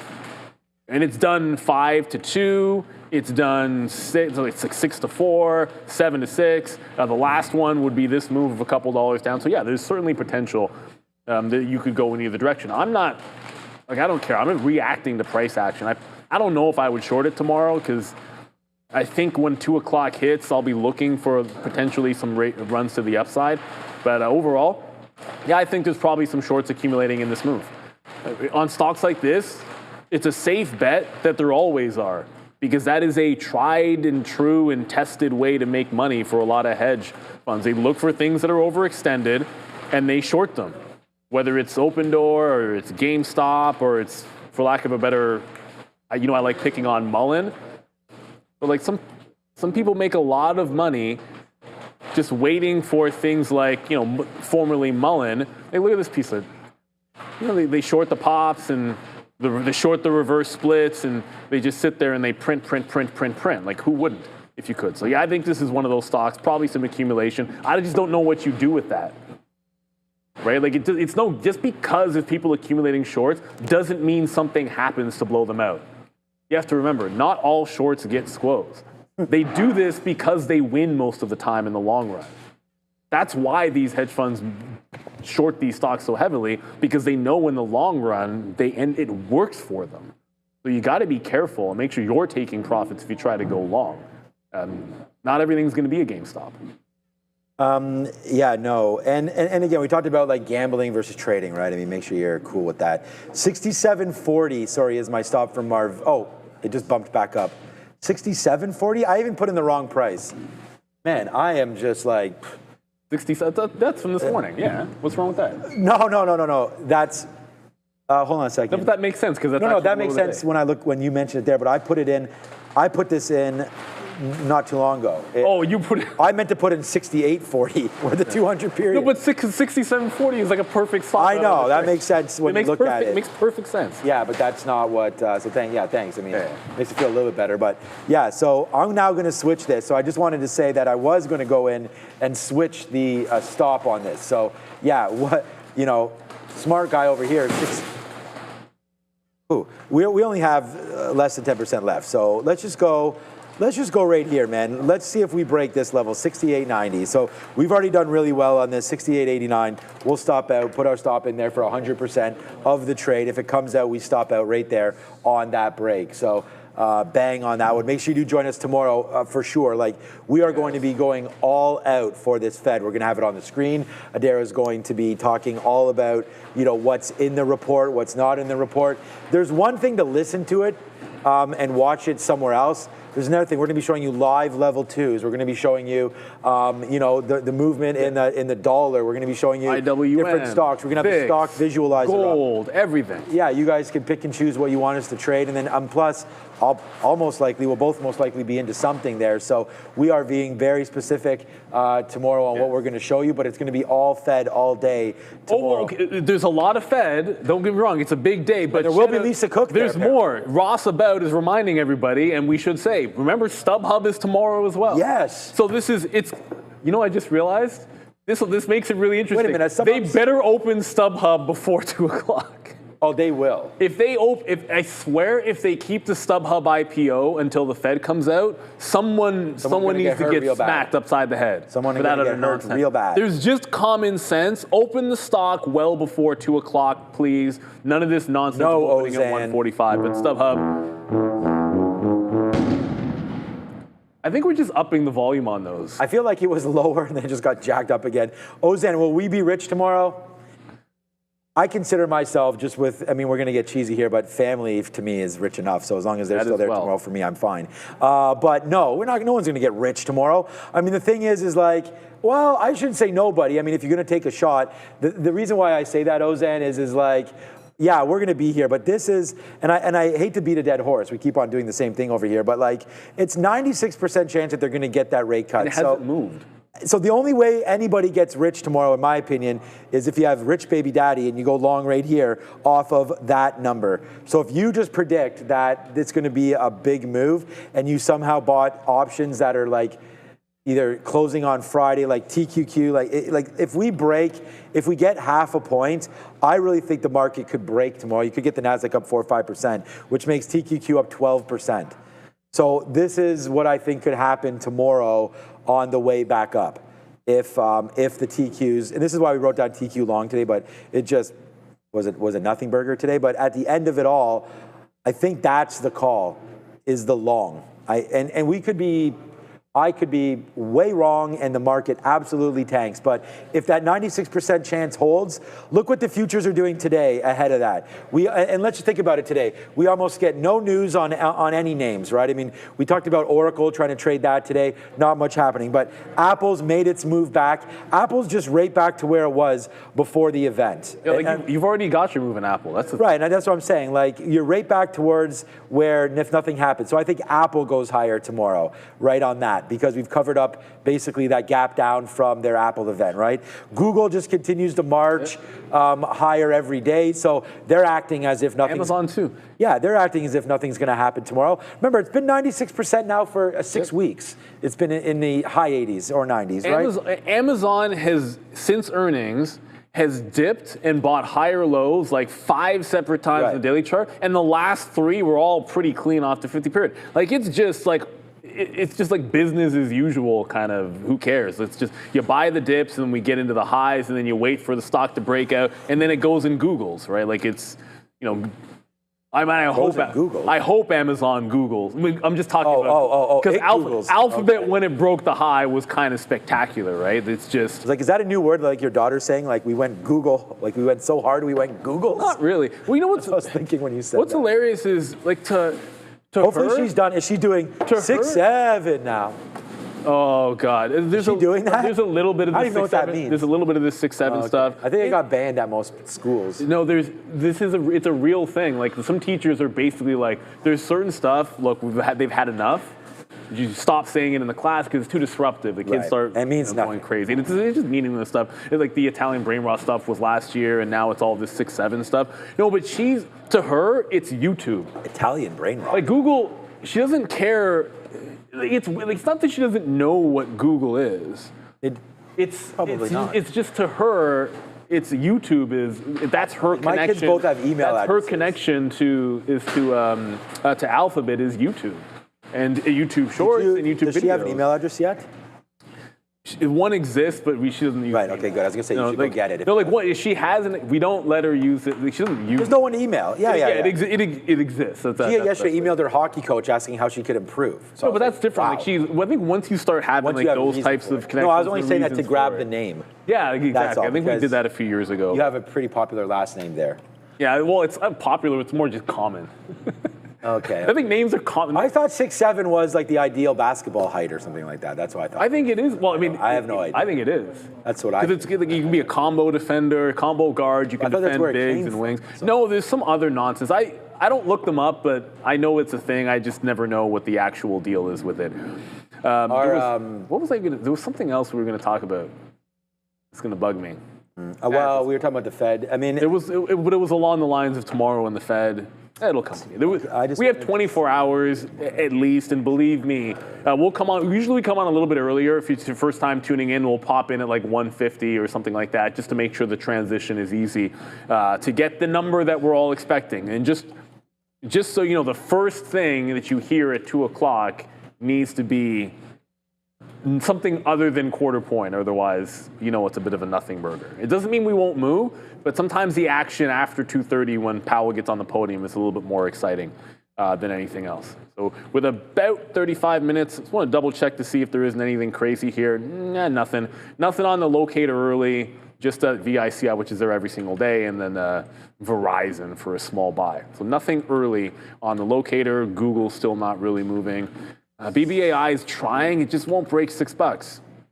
So it saw 6, saw the couple million shares or whatever was sitting there, and is slowly turning back. So there probably at least, maybe there's not that much time. I was going to say there might be time for one more dip on the trend line, but if it takes as long to get back down to the trend line as it took to get up to 6, then there isn't time for another dip buy. But if it breaks the trend line out, that'll be about break even. Maybe BBI doesn't break 6 till tomorrow, which is perfectly fine. I'd argue that sometimes it's better if it consolidates at a level like this. Like you get to 6, you hold for a little bit, let it build up, and then you break it. Because when it's already up 17%, what's it going to do at 3:30 if it breaks $6? Go 5-10 cents. But if it consolidates for a couple of days and breaks it on Friday or on Monday, then you could see like a $6 to $7 move on BBAI, which is sometimes better for us. Not sometimes, it is better. Yeah, we'll see if it can hit. Look, tight supply there. OPEC recently halting production there. Saudi Arabia voluntarily cutting. The U.S. inventories falling here for crude. Demand optimism. Hopefully, China and U.S. Positivity fuels growth and overall expansion of the world's economy, which is going to be great for oil. You saw oil go red and go negative, where they're paying you to take barrels of oil during COVID, of course, because there's no global demand to produce anything. So yeah, if China can get going right here, and the U.S. positive trade talks. Maybe oil, and like I said, Saudi voluntarily cutting supply a little bit, and U.S. inventories dwindling. We'll see what happens tomorrow, where it's crude inventories tomorrow at 10:30, I think. We used to do oil all the time. It is 10:30, I think. But anyways, there it goes, upside now, up 2%, and this is crude. So if you're looking to trade on that, we've seen some recent run-ups and ExxonMobil and various names like that. ExxonMobil had a great, I think it was 111 or so area that we wanted to buy that we didn't, of course, but yeah, right into there. So there's that one, I guess it's like 112 area, but there's a nice move up. It looks like right here, XOM trying to do the best with the least and trying to go back up. I mean, most of the tech names are, of course, up here, but if you wanted to catch and play a dividend chase, you could do that. You could do CVX. I mean, these are that's USD. These are, this is dividend aristocrats, right? I mean, these guys continuously increase their dividend and don't have a problem paying it out. So there it goes. Look at the 50-period moving average. It's been pretty nicely respected since we broke it right there back in June. So CVX from 140 to 160. To me, getting a little frothy potentially up and around those levels, but whatever, man. I mean, if you hold these, you try to hold them forever. I did want to check back in on JP Morgan to see what was going on with this name today. We get to okay, that's still CVX chart. We get to all-time highs today at 311 there for JP Morgan. So this trade continues to work. It's not just the bank names, man. It is everything working out today. And before we go over some specific names, let me just do a little bit of a broad look right here with something that I really like looking at. That is the stock heat map, because it gives you a good idea. There were stories with Eli Lilly earlier. Adair was reporting this earlier on in the day, so that's up 2.5%. It was a Novo Nordisk story as well. So here's healthcare technologies. Where's NVO? I actually don't see it on here, but I think they're up more than 2% though today. There's Eli Lilly up almost just over 2%.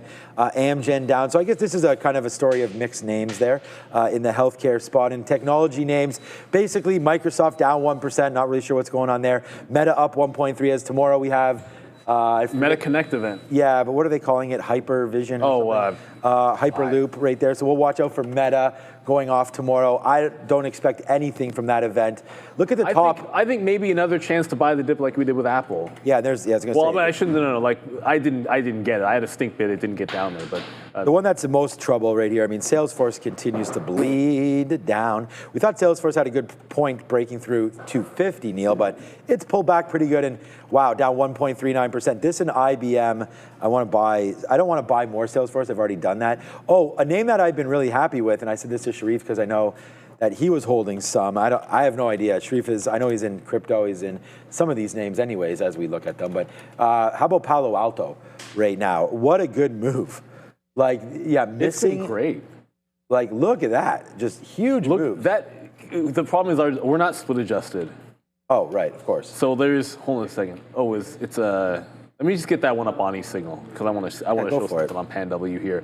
Because I think if you go, sometimes going out to a higher time frame is just, when it's pretty. It's so pretty. Isa pretty. Wesley Snipes. Who's calling me here? When you look at a monthly chart of Palo Alto and you see some of these like bottoming tail wicks, you know stocks are good dip buys when you can find these crazy, like, it'll show you support there, and then bottoming, support at 140, bottoming tail. Support here now at the 170 level, bottoming tail. So you can start to see it show you these dip buy levels, and you get that 170 here with the bottoming tail, it dips into it the next time. And this, remember, this is a monthly chart. A monthly chart, like you trying to tell me you can't get the dip buy on a stock like this when it does it on the monthly, and now you're back another 10, 20%. This is what you do when it's a good company. And then I really just wanted to show how gorgeous this looks on a monthly if it closes above $210. For all the people like it can't go any higher. Look how far it's gone. It can always go higher. That's just how things go. All right, so it just got more in front of the 28 level. We scalped some out in front of 28.5 on Gemini. It just got right down into the 28, so I got my fills at 22s. I was a big fan of Will Clark when I was a kid. What about Will Clark? No, number 22. Yes. Anyways, I always love sort of saying this. I wasn't a first baseman. I always played center field, so it's not like I identified with Will Clark. It's just that the dude was such a gamer, and he was always so clutch. Like just an absolute clutch hitter, an absolute gamer. And I sort of loved his approach to the game. And he's absolutely hilarious. I saw him on a podcast one time. Oh, yeah? Telling like Ricky Henderson stories. He's hilarious, which is weird because he's one of those hard-nosed guys that you figure like he plays so hard. Some people would call it a little bit dirty. I would never have suspected he was that much of a joker when you see him on a podcast. He always seems so like he'd be too serious for that kind of stuff. Like, you know the guys that play a game the old school way? No, when I look at Will Clark, he was a complete joker in this podcast. Doesn't look like, yeah, but I mean, whatever, yeah, I could see that. Some of those old guys must have crazy stories. I mean, the games are so much different, obviously, in the 80s and 90s than they are today. Right now, with social media and everything, like back then, I don't know, like the locker room antics. Now there's cameras everywhere, so I'm not sure. Back in the day, you had Albert Bell throwing forearm shivers when he's going down the second base. Yes, yeah, the fights back then were crazy. You could look it up. Albert Bell literally threw a forearm shiver to Fernando Vina. I'll never forget the guy, and completely took him out. And the crazy thing Albert Bell's like a football player. He did it twice. And if you can watch the footage, when he does it, and this is real, he did it in an MLB game and knocked this guy out with a forearm shiver, and he starts walking back to Doug because he's out, right? Nobody on this guy's team comes for him. Stepped up to Albert Bell. You know you're straight gangster if nobody on the opposing team even tried to step to him because they know what's up. Now, that's a real tough guy. And there's other nonsense, hold me back. No, he's just like, he walks off and nobody even tried to step to Albert Bell. That guy, he's such a thug. And this is a dude who's like, he got hit by a pitch and was like, I don't know, I'm not going to first base. I'm trying to hit a home run. And he just stood there. And the umpire had to force him to go to first base. He should be in the Hall of Fame. Yeah, the stories are great. No, you should be in the Hall. Albert Bell? I don't know, did he play long enough? I don't know if he played long enough. He didn't because he got hurt. Right. And his career wasn't as long. But if there's certain dudes that are in there that are like, whatever. Ah, wow. But the Hall of Fame is... Just real quickly, it's 3:30. I'm going to have to start scalping out of these things. Because like, if it's only going to go 30 cents or whatever, it's only going to go that much. Let's go to you and then we'll... No, I was just going to say, I think it's the Microsoft news, but I'm going to break NVIDIA day low. I'm going to go short if we break 174.50. This is going to be, but I'm not sure. Like, I don't want to go that hard. Maybe half a unit here on a break. Like I said, I'm not sure much is going to happen here this afternoon. But if the Nasdaq does continue to fall down here in anticipation for tomorrow, right? I mean, I don't know. People may want to get out thinking that they're not sure what's going to happen tomorrow. I think we know what's going to happen, but how the market will react. So I'm going to try that short. And if we have to give it 50 cents up to some of these levels, we're going to do that for sure. So what's up, Adara? Keep an eye here on MSFT. So here's the story. The company did announce an investment here over $30 billion here in the UK over the next 4 years. They're going to also spend $15.1 billion in UK operations. This is according to the company's president, Brad Smith. These plans do include a $15.5 billion capital expansion and a $3.2 billion data center spending here. The data center, I guess, was announced back in 2023, but either way, overall, it'll be more than $30 billion invested in the UK over the next 4-year period. Now, furthermore, Brad Smith, again, president of Microsoft, while making this announcement, said this investment is beyond the OpenAI and Stargate project, so this is its own entity. And the Trump administration did not request to make this announcement. So they're making this announcement of their own volition without any indication there from the Trump administration. Again, the announcement, $30 billion or more of AI investment in the UK over the next 4 years. Back to you. So, yeah, Bill, you know what's interesting is that Microsoft, man, that hasn't dipped as much as you might have thought. This is sort of the thing. It's only at, I know it's down 1% today. It's not having a good day today, Microsoft, but that's only at the 50 period. It's barely down 10% from the highs. It seems like it's been falling since earnings forever. Like, it doesn't have very many green days, and it barely even pulled back 10% before bouncing. This was program. There was just a buy program on this from 420. And then since its earnings, it's been dropping, but that trend reversed. So it's like everything going into this Fed everything's kind of already bounced off of whatever the temporary lows are going to be, and just looking for that continuation. Maybe not, I don't know if I love Microsoft as much tomorrow. I don't think this is necessarily the one. Like, Amazon looks better. You make the argument about Apple as well. I think you make a good argument about Apple looking, because Apple, you know, like Apple, if you're into this sort of a thing, it's done the golden, it just did a golden cross. 50 over the 20, it's got a big breakout at the 240. They're past the iPhone release and the sell the news. So, you know, it's like what's bringing it down at this point? I think it's more of an all systems go kind of stock. Necessarily. Tesla's starting to make a little bit of a move in the afternoon. Maybe it will close above that 420. Watch out for the imbalances in about 14 minutes or so, because it was really light yesterday. So if we get some imbalances going into the Fed tomorrow, maybe you get some positioning, you could see some reversions here. Or Alpha asking for a different poll. Can we get a Bill versus Elon poll? What's the point? A Bill versus Elon poll? Like, what's the point? Bill Gates not that relevant anymore. All the respect in the world, but like, you know, like Elon actively running the company, like Bill Gates doesn't even matter anymore at this point to us in the markets. No. I meant to click on the poll. 68-32. I hate to tell it to everybody that voted green, because I did too. Hit the like button. It's going to the downside. Right now, the market back under VWAP, back in the red for the Qs. Unfortunately, despite the fact that we wanted. So, there's a stock that's tanking here. I don't know. I just heard it something or saw it there. Rick. There. It's so not there very goes slick. RCI Hospitality. I think there's some sort of Derek can look into this. There's the New York Attorney General or something is all over this name right now, claiming some kind of fraud or something like that. So RCI Hospitality making the way to the downside, now down 11% and change. Looks like there it goes, breaking now 30 here for Rick. Continuously moving lower here goes Rick, right now down to the bottom. So good old Richard may not hold out right here. There's a pun I would say, but it's not appropriate. Okay, Adara's got this story.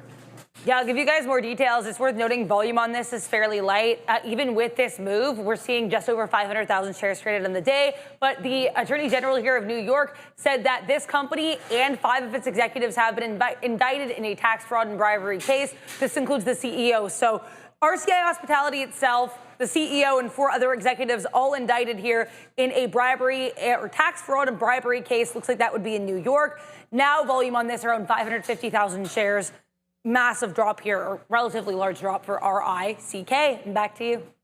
I'd say massive. I mean, how you get caught for bribery, man? It's just, Use crypto, like Bobby Axelrod did. Yeah, Even he was doing that years ago. No spoilers. What? No, I'm just joking about No, that was, I stopped watching that show. Is it still on? I don't know. That's why I said I don't even know.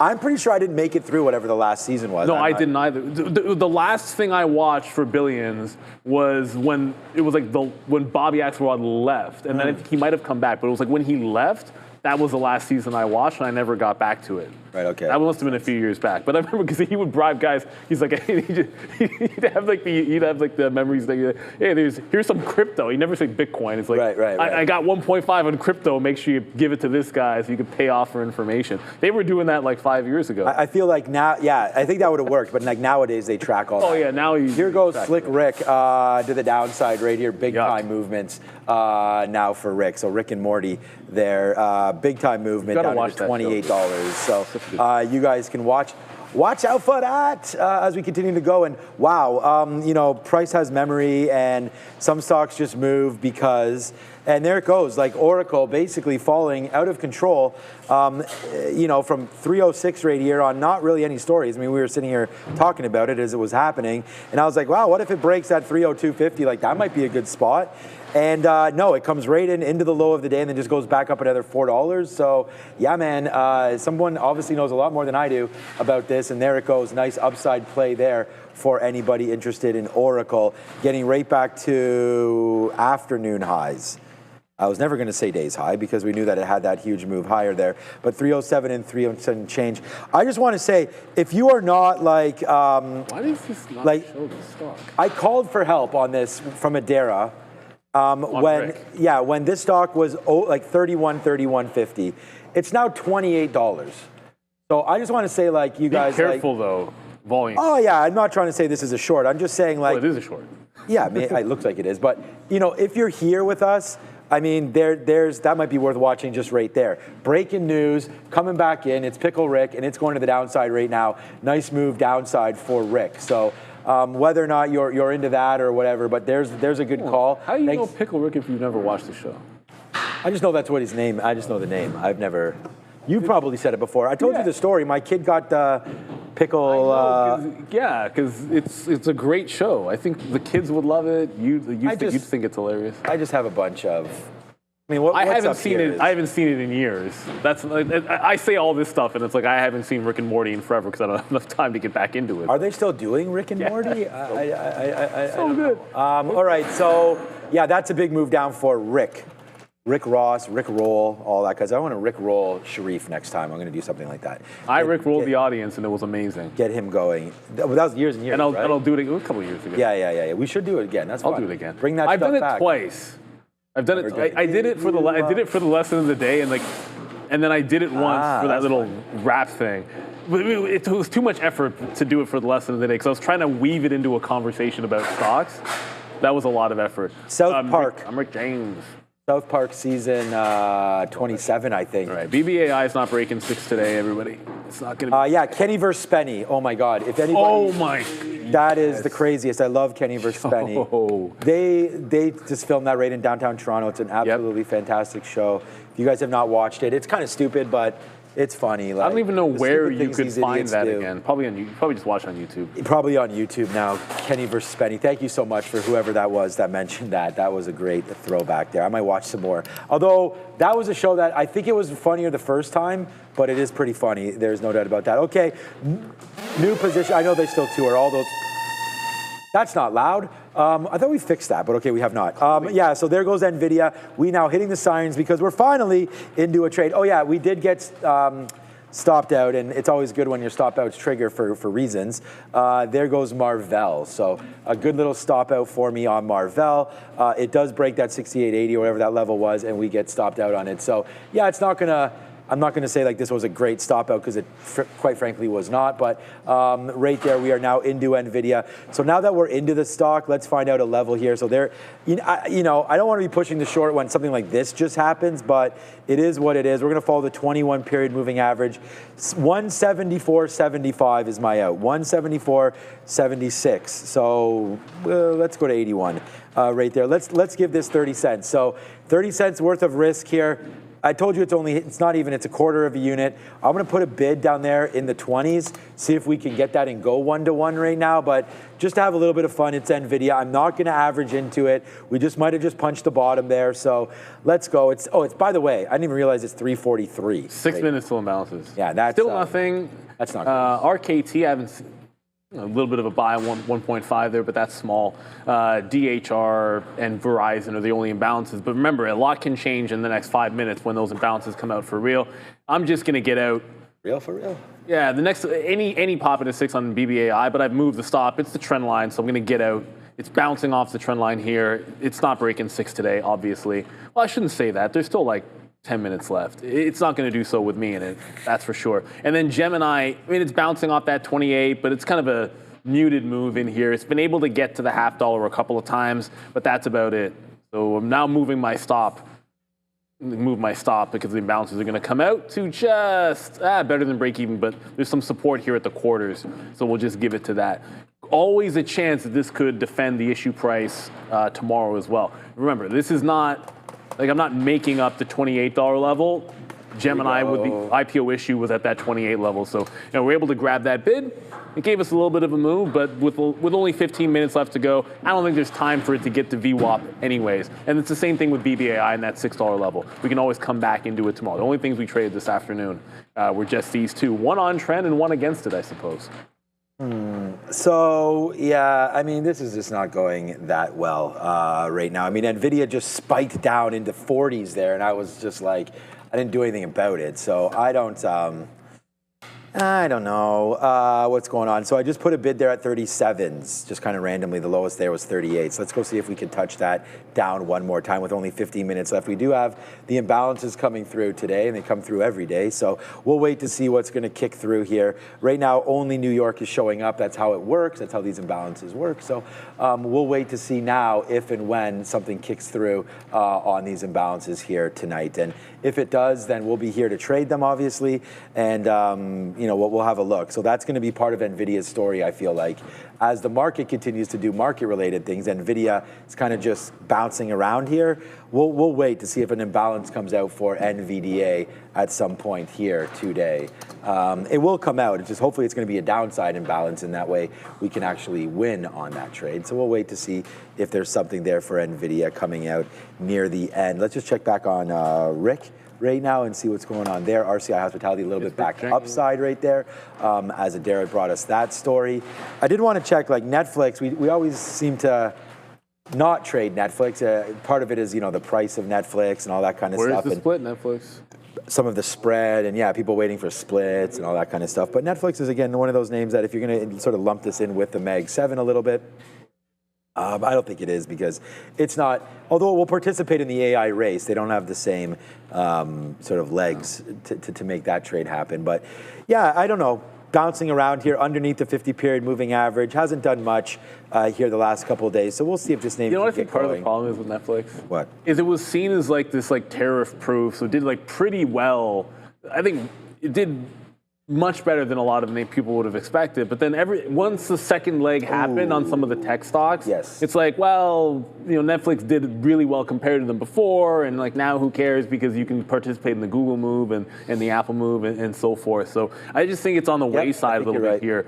What's crazy, I was joking earlier about the fact that it's actually Wolf Speed is the name that is up, or that's moving the most, now down 17%, and that was the runner. And all of a sudden, right after that, now all of a sudden TerraWolf is going. So I was joking, I'm like, don't get them mixed up. It's TerraWolf, it's Wolf Speed, not TerraWolf, the one that's in play. But Wolf Speed TerraWolf does decide to break the high of the day. I'm not aware of a catalyst for this. It was Wolf Speed that for most of the day was doing more volume, and then it broke down in a nasty way in the middle, and actually closing at the low of the day. I did just get out of BBAI, so BBAI breaking that trend line. I mean, it's not closing beneath the trend line, but it's also 350, so I'm just going to get out instead of reload. If it was 3 o'clock, maybe I'd be looking for a potential bounce here, but not this late in the day, so we'll just jump out of BBAI. It trends up all day long, try to join it, but the 6th break we'll have to wait for tomorrow. Let's go to Adara. Take a look here at NVDA. NVIDIA bouncing nicely off the lows The company posting on X, and I quote, winning the AI race means ensuring the world builds on the American tech stack. So keep an eye here. NVIDIA, I guess, encouraging people to build on the American tech stack in a post on X, likely referencing their own technology. Back to you. Only stack you need is Josh Allen and Dalton Kincaid this weekend. Yeah, actually, they got Thursday, I should say. Yeah, I was gonna say, don't they have Miami? Oh, you're not trying to play me in Fed. Oh my goodness, it's gonna be good. Oh man, it's gonna be good. That's gonna be 40. Miami. 40. Oh, speaking of which, we actually might want to pick that game. We do. We definitely want to pick the Bills. We got to remember to make the picks because we don't want to. Yeah. We gotta go Bills. That's a lot. Okay, the imbalances are coming out right now. We I took a little bit more at 75 there on NVIDIA. It did go down into the 60s, but nothing to worry about, honestly, as far as this trade is concerned. We are going to stop out on an 81 break, so it's momentarily now. We'll give back. Well, we won't give really back anything on our day, but it's still going to be like a losing trade's a losing trade. So we're short at 61 right now. So let's just stay patient with it. We do have, I'm just waiting for those imbalances to come out. So when they do, we'll fire them off and we'll have a quick look. Bitcoin right now, 16.7. Great call on Bitcoin. Anybody looking at that today? Let's just keep this right here. So as the market will open up here, we'll be able to figure out where we all go from here. I am bidding in the 60s here for NVIDIA because we are moments away. Like if this does come out red, which I don't think it will, we do want to get something out. I'm bidding 60 flat right now to see if that comes in. So now with only 20 seconds, I hope it doesn't take out the top before the number comes out, but that may happen. So now we're only 10 seconds away from getting it right now. Now we're 13 seconds away. I don't know how we reverse time there. But now we are 10 seconds away. BBAI just showed up as a buy. The 1 million to buy. Early look. Early look. That's only 4 seconds ago, but this wasn't there before, but now it's a bit of a buy. Let's see what happens. Yeah, okay, so it went upside there. So we get stopped out of 2.4. Okay. So good level there. 2.4 NVIDIA set buy. Yeah, so we were short. So not good. We get stopped out. We'll slap a fail on it. Again, end of the day, it's a losing trade, so it sucks, but not too badly there at all. And we didn't want to put too much risk in. I always think that like when you're taking that break right there, and then you have to hold it into these imbalances, it's not good waiting for something to happen on the imbalances. Apple's a buy, so that rips up and then comes right back down in again. So that could be something to look at if you are an an Apple trader there. Intel as well, still doing okay there for Intel, trying to hold up at that $25 mark, up 2%. So other than that, IonQ, maybe there's been some talk about that stock, of course, recently with IonQ. So that could be a trade that there's a lot of traders looking at. So yeah, lots happening here into the close. Yeah, and just a couple of other names on the locator here, just in case you're interested. KSS, 1.9 million to sell. Probably don't care about. Well, Warner Brothers might have that deal happening for what it's worth. 1.6 million to the buy side there. Intel and Apple both 1 million to the buy side. Cisco 1 million. The overall market 1.3 billion buy. The Mag 7 is 1 billion to the buy side. So, I mean, okay, but not that big. And David Tretsiak. What's up, David? I'm loving this because now it's like Dave's dumb trade of the day. Oh, that's right. What is he doing? Of course, and if you're tuning in for the first time, no, it's always just swing ideas, and it's BBAI. Ooh. It's BBAI swinging BBAI to. Oh, you're shorting it. Oh, there's something dumb about that. Okay, I didn't realize you're shorting because you say swinging to $5 by next Friday, which must mean short. So it didn't break 6 today. It's been trending up all day long, so you're looking for the 6 resistance to hold, to swing back into 5 after that move. I mean, I do think it's gotten to the resistance point. Couldn't really punch through today. I still think you might be able to get a scalp trade tomorrow because there's nothing wrong with it powering into that quarter a little bit. Like if it breaks 6, if you get 0-1s, it's a day trade. If you get 0-1s and 2s and it goes into the quarter and you risk 5 cents, that's still a trade. I get it for a swing trade. That's completely useless. But good luck on that, Dave. You're doing it with options. Are you buying puts on that, or are you actually shorting the shares? Probably the stock. Probably, is you in the stock? Always just curious because sometimes, like, we're only ever looking at equity. I know a lot of traders, that's not the case when they talk about the positions they're putting on. And of course, BBAI is bouncing off the trend line. Like, this stock has just been trending all day long. Goes into the trend line and comes right out looking for another bounce. That's the mark of a strong stock, where you could put an obvious trend line up and it just holds it to a T like it is. So, it is what it is. Only about 7 minutes to go. Gemini's not going to go. No. I'm just going to get out. Gemini, not really. It's bounced. Every single dip in front has bounced, but it also hasn't gotten to exactly 28 just yet. And zero gravity Zen, good point. With that much volatility, it's usually cheaper to buy the underlying asset than the option is what you have seen. There you go. Thank you very much. AJ, how about Flux? Well, that's the earnings play. There's not much when it comes to earnings, but there is that FLUX Power, I guess. Adara? Yeah, keep an eye here on Robinhood. CEO Vlad Tenev selling 3.5 million shares according to SEC filings. It looks like I haven't read through the whole filing yet, but the most recent update to this filing was as of today. So as far as I can tell, on Friday, last Friday the 12th, Monday and Tuesday, some shares were sold here of Robinhood by CEO Vlad Tenev. Back to you. Okay, I didn't know. Like Flux, there's no big earnings today. It's just that Flux is up 44%, and they were supposed to report at 4 tonight. That's what makes it interesting. I mean, if it didn't, probably most people wouldn't care about that. But 44%, and then it's supposed to report at the bell. You know what's interesting? Our poll right now. I mean, it's going to be zeroed out right here. So it's so close. Let's see, what are we at? Wow, green really won the day right there. Normally, like I thought the Bears would have maybe taken over, but yeah, right now it looks like we will end the day flat. So we'll see. Just a couple more seconds left to see who wins that. Winners get nothing, losers get nothing. But zero is green in my opinion, though. Yeah, we started at 0.6, but we'll give it a shot and see what winds up happening right there. On that news of Robinhood and Vlad selling some shares there. Nothing. I don't ever feel like there's a problem selling shares. I mean, especially when you're at these levels, it's not like, you know. And if you believe insider. Oh, settle Tesla something right there. That's not doing anything. But I was going to say, like, when you're selling, when you're a CEO and you're selling shares up here, if you're taking that to mean something, then you may want to look at that yourself, because it's at all-time highs right now, Robinhood. So this could be something to sell there. But yeah, 3 million shares at $120. Good on you, Vlad. That's a great little Christmas present there.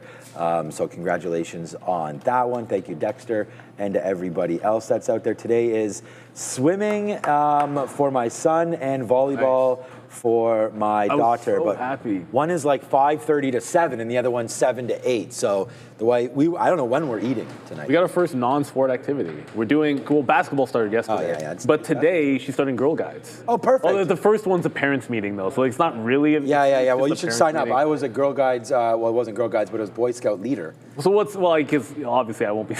No, but our we have you could be Girl Guide leader. Doesn't matter. We also one of our neighbors that we know really well is actually already the leader. So she knows one of her leaders. There you go. Cool. And then we got swimming tomorrow night. But you know what, everybody? Instead of risking your own money, you can now trade with someone else's capital, which, trust me, is not too bad of a thing. No more fear of losing. No more moving your stop loss too soon. And you actually get enough capital to make it worth your time. So you can aim for big profits, not just a couple $100 a month. This is a revolution called limited risk trading, and it's powered by Trade the Pool. So this is how it works. You join Trade the Pool, hit the profit goal, and keep 70% of the profits. Visit tradethepool.com or scan the QR code now for 10% off. Thank you to Trade the Pool. We'll see them. Thank you for Mitch for coming on this morning. Apparently, Rick is continuing to break the lows. RC Hospitality. Yeah, flat bottom down 17%. And getting worse and worse and worse and worse by the minute. Looks like Tesla caught a bit of a bid there. Not late in the day, only 3 minutes to go, caught a bit of a bid there. Not much, but it's going to close above that 420 level that was resistance yesterday. I guess it eventually got to the 423, but it didn't get there till really, really late in the day. So yesterday's resistance did hold up, but we are going to close above that 420 for Tesla. Again, 2 minutes to go in here. Remember, there's not a lot of earnings. There's a couple of names. That one, Flux, up 40% today, reporting after the bell. But there's a lot to go over because we got the Fed tomorrow. We've got StubHub IPO tomorrow. Oh, boy. That's the other thing. It's easy to forget about it on a Fed day. But StubHub, it's been IPO madness one way or the other. I know a lot of them have kind of stunk if you had to hold the shares, but at the open, they are pretty exciting. I'm expecting some fireworks there with StubHub tomorrow for sure. And don't sleep on some of these crypto plays. BMNR had a monster move here. So if that's your bag, up 5 points, and it's also breaking out. Bitcoin held that 115, now up 116.7, so you get some strength there. ETH didn't do much, but the M&R doesn't seem to care too much about that, and a lot of names being thrown in the chat. Someone's saying MSTR, boom, why not? Seems like it's a bit of the flavor of the day to have some of these treasury-type plays show themselves a little bit of strength. NYT cent, this is absolutely true. BBAI is showing huge resistance or seller at 6. Is that right? I can confirm that BBAI has resistance at $6. It is obviously holding, and I'll one-up you there, and we'll just throw up to level 2 so you can see it live with 1 minute to go. Here is $6 on BBAI. I know, that's why I'm like. I mean, displayed, you can already see 700,000 shares if you add it up, but there's going to be more there. There's probably at least 1 million displayed, and then you factor in how much is non-displayed. You know, probably 3-5 million shares probably sitting there at $6, and it couldn't break through. It's not impossible that BBAI breaks this out in the aftermarket and goes, oh hum. And obviously, yeah, this is good enough. I can slap the fail on that. It held the trend line. I just got out when it barely broke the trend line for just about break even, but it holds trend all afternoon on a catalyst that's from last week, really. And good run. It's 18% up. Scarjo Rabbit, you won the poll. What's the prize? Here's your prize. I will say congratulations, Scarjo Rabbit. That's the prize that you've won, because the market is closing red, not decidedly, but with a decidedly red candle here at the end of the day, but only down 0.1%. It was a bit of a nothing burger overall for the market, but we are ending a little bit on the red. Let's slap up the bell here, brought to you by Origenics. OGen listed on NYC. I want to thank them for sponsoring. And the bell is getting rung. The market is now closed. Big, again, shout out to Origenics for sponsoring the closing bell there. It'll be in 24 hours, of course, we're going to have, the Fed will already have come out. We'll have had the StubHub IPO. So there's a lot to go over and a lot to prepare for, as usual. It's been an awesome day. Thank you guys so much. Shout out to everybody who's been working on getting this stage and the renovations done, all while we're live on the show, doing a fantastic job. And shout out to you guys. Shout out to the entire team. But you know what? The best part about all of this is it's not over, because we get to, I'm not hearing you. Oh, we're not ready to throw over yet? That's fine. We'll just carry it here, because I want to say it's not Happy New Year. And Dan R., well, you say happy birthday, but haha. You're talking about the animation for the bell, but if you were watching the show in the morning, you don't know a certain somebody has their birthday tomorrow. A certain somebody on this show, I'm not going to name any names, Sean Katina, and is... What? Who hit the fail? Why'd you hit the fail? And his younger brother both share the same birthday. So tomorrow it is happy birthday to Sean and Mike. Sean and Michael Katina. Both of them turning 25 for the millionth time. So I want to give a big shout out there. And of course, we appreciate all of our viewers here. I know there was that Flux was supposed to come out. There was a little bit of a spike. It's a $3 stock, so it's up like 50%. It is moving a little bit. It's the only earnings name, but that'll get covered. Of course, talk about Fed tomorrow, covering all of the action we saw today, because your market recap show with Sean and Dara, and of course, Brian Shannon's going to be joining, I believe. So your show starts right about now. Sit back and relax, everybody, and enjoy. All right, welcome everybody. Thank you for that, Neil, and thank you for holding out for us while we load up our positions and our platform over here. I like this new desk. What do you think about it? I like it. I mean, it's the same as the old desk, but now it's here instead of there. And yeah, I mean, I don't mind it. People think, like, I think my hair is looking nicer against the black, so that's nice. Ooh. Same for my hair, I heard as well from the chat. That's what I've heard that. I haven't heard, I've heard rumors. But either way, yeah. We're having fun over here, guys, all jokes aside, all day, every day. And you are working on something that is almost complete. Yes, and I want to tease it. Thank you very much, Sean. So guys, I've talked about my open door infographic. All of the pieces are ready to post. I'm working on all of the text for the post, but this will be on X tomorrow. Okay. All of the thread, it is a very detailed Do you have a specific time you're looking to drop it? I'm probably around the midday. Midday. So probably around 11:30 a.m., 12 p.m. is when this is going to start dropping. It'll drop as a thread, but I'm going to have all of the posts ready, so you're basically going to see it all in rapid succession. And again, what this is going to do is be an unbiased take of starting on July 14th when Eric Jackson first posted about Open Door all the way to now. September. So it's really, like, I just went through the social media accounts of everyone involved. I tracked some of the more interesting posts, the more interesting announcements, the Drake update. There's another celebrity who also got involved in the stock. Ooh, I cannot wait to see that. So yeah, lots of excitement there. And again, there's no open door hate. It's literally just an account of all of the posts and all the exciting details. And I'm so excited to share it with you guys and the world tomorrow. And thank you very much for giving me the opportunity to put that out there, Sean. Yeah, no problem. I think it's going to be an exciting one. I know you have worked hard for it. So. It's been a couple of days now, yeah. Yeah, good. We're looking forward to that. But today's market, of course, which camera am I even looking at here? Fabian or everywhere? This one here? Okay, what's up? No, it's not that one. Is this one? I don't know where I'm looking. Right there? Here? Okay. Today's market, it's not red. Normally there's a red light on it. Today's market, of course, relatively flat as we waited for the earnings call to come through. And it's not earnings, of course. It is tomorrow's Fed. We just got Flux, which is what I wanted to. I think they were the one report there. Let me just go over to this. I think this is something that people were trading here today. No, maybe it was something else. Yeah, Flux right now, 330. I believe this is one of the only ones coming through. But we had a relatively flat for the majority of today. This is the Nasdaq, this is the Qs. So we did have an early move back in and a late kind of move on those imbalances. But today's majority session, relatively flat there, as we had some names that were in focus, including both Oracle and Tesla. And of course, today's market recap show is brought to you by Beta Pro and Global X. We want to say a big shout out to them and thank you for your continued support here as well for our market recap show. Oracle pushing and pulling today. It looked like it wanted to go up early on reports of that TikTok deal, and then it just kind of fell as people said, wait a second, what deal? And does it really matter for Oracle? I mean, they're still going to host the data. Apparently, they're going to be making a US company here that's going to somehow grab that algorithm, and I think the data remains with Oracle. Oracle right there, server side,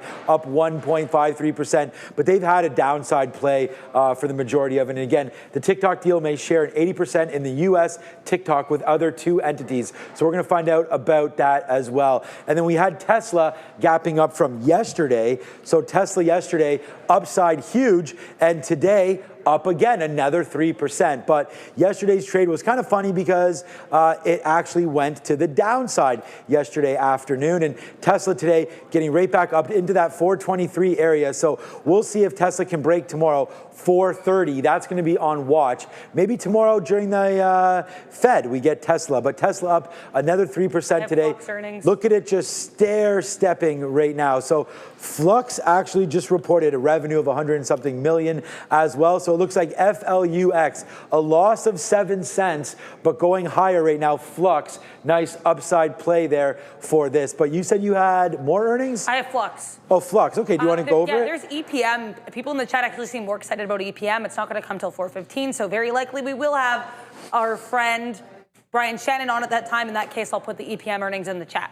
So FLUX revenue up 25% year over year. It reached $16.7 million. Not seeing how that compares to estimates. They also secured a over $2 million purchase order from a major North American airline, and they also recently secured an additional $1.2 million order with a separate airline. They did report a double beat here, guys. Smaller than expected loss of 3 cents per share versus a 9-cent loss expected. Sales, $16.737 million, as mentioned earlier, up 25% year over year, and beating expectations of $16.468 million, Sean. Okay. So double beat here for FLUX. If I see any more, I'll let you know. EPM, that's what everyone is. Just let us know when they drop the offering. If they do. No jokes. I will offer it up. Okay, go. I had to. I like that one. That's what I do. We do have Trader Talk coming soon with Brian Shannon. I'm going to talk to him about Open Door. I'm going to talk to him about Rigetti. He called that last week. I'm going to ask him exactly how he found that. We're going to see if we can find some more plays. So get ready for that one there. But what a day it was today for IBIT as well. I mean, sort of Bitcoin started to go to the upside here and kept on going into the close, up 1.4%. I mean, there's a lot of room to run. I do think that we are going to be in a cycle here for Bitcoin and Ethereum, especially if we get that cut tomorrow. There's just a lot of room to run here. We got Tom Lee talking it up over the last little while as well. I think Ethereum, Bitcoin, Solana also with a good opportunity to get upside there as we continue to go a little bit higher. I just want to say that Tesla here today, again, obviously Tesla, Elon Musk there yesterday, $1 billion share buyback, basically. I mean, it wasn't a share buyback. He's buying it of his own money, but Tesla, nice upside there from Elon Musk. Critical mineral names push higher today after Bloomberg reported that Trump is setting up a $5 billion fund to take take deals in the sector. So what was the critical minerals? CRML is the actual ticker, right. I know MP was moving. I believe USAR was moving as well, but MP moved the most, and CRML had another. Like there's another similar headline, and it popped up that later. Okay, so that's CRML. I thought I'd switch over to this and it would be positive today, but they are down 1.36%. So maybe it's MP. MP really took off on that announcement that the U.S. was taking a stake in this company, and there it is right there. A huge move up from $30. I remember Neil was talking about getting some of this at the 50 period. I just laughed because it was literally the next day or two when he was like, wow, MP just took off right there, and they got that announcement. So again, look at it holding the 50 period moving average. MP, just to get some exposure other than crypto, MP might be the one for you. Okay, so again, they're making a $5 billion fund to do that. So UNH is pushing sharply higher as well. Oh, lower, sorry. Sorry, lower, sorry. Sharply lower. No, it does say sharply lower. To start the day, as again, we talked about Luigi Mangione. I hate to say his name over and over again, but so maybe we shouldn't. But again, nice move to the downside there as they're trying to make changes in the business. There goes UNH. You guys know that I'm in Oscar, so we'll have to watch out to see if that's getting grouchy or not, but Oscar right now down 4%. I just heard from Adair that there was news about Uber. So before, whoa, $98. I didn't realize Uber was this high. Whoa, Uber was at $100 today. Sean, wake up, my guy. Smell the coffee beans. Man, those coffee beans, what a good smell coffee beans are. Agree or disagree? No opinion. No opinion on the smell of fresh coffee? I don't hate it. I don't mind it. It exists. It's a smell. All right, Uber, what news you got there? I didn't realize this was at $100 earlier. Well, apparently Uber Freight is partnering with Tesla to create a dedicated EV fleet accelerator program. I am not too familiar with the business of Uber Freight, but yeah, Uber Freight apparently partnering with Tesla to create the dedicated EV fleet accelerator program. I was actually watching this earlier today. And yeah, I mean, that ability to gap up to almost 100 and then just drop right off the open. I think I got to sell some Uber. Yeah, a little interesting look there. I'm not seeing EPM, guys. We're not expecting EPM until 4:15. Once we get that, of course, I will let you know most likely in the chat because we will likely have Brian Shannon by that point. EPMD, rap group. Oh, yeah, okay. Yeah. Okay. All right. So here we go. Yeah, I was going to look at Uber here. And you know what? I'm going to ask Brian. Please remind me to ask Brian about Uber because look at how this chart looks. If you go all the way back here to April and you start to look at Uber, I mean, this is a bottom right there of $72, banging off the 50-period moving average. It rips all the way to $94, basically sort of where we are today. That happens in May, right? And then it pulls all the way back down here into $84, the 50-period moving average. The 50-period moving average then goes right back up to where it is today, $97, comes back in, 50-period moving average, gets all the way back to 97 again, comes back in, 50-period moving average. But the good thing about this story, everybody, is the 50-period moving average continues to be higher. So I think actually I retrace that statement and say, you know what?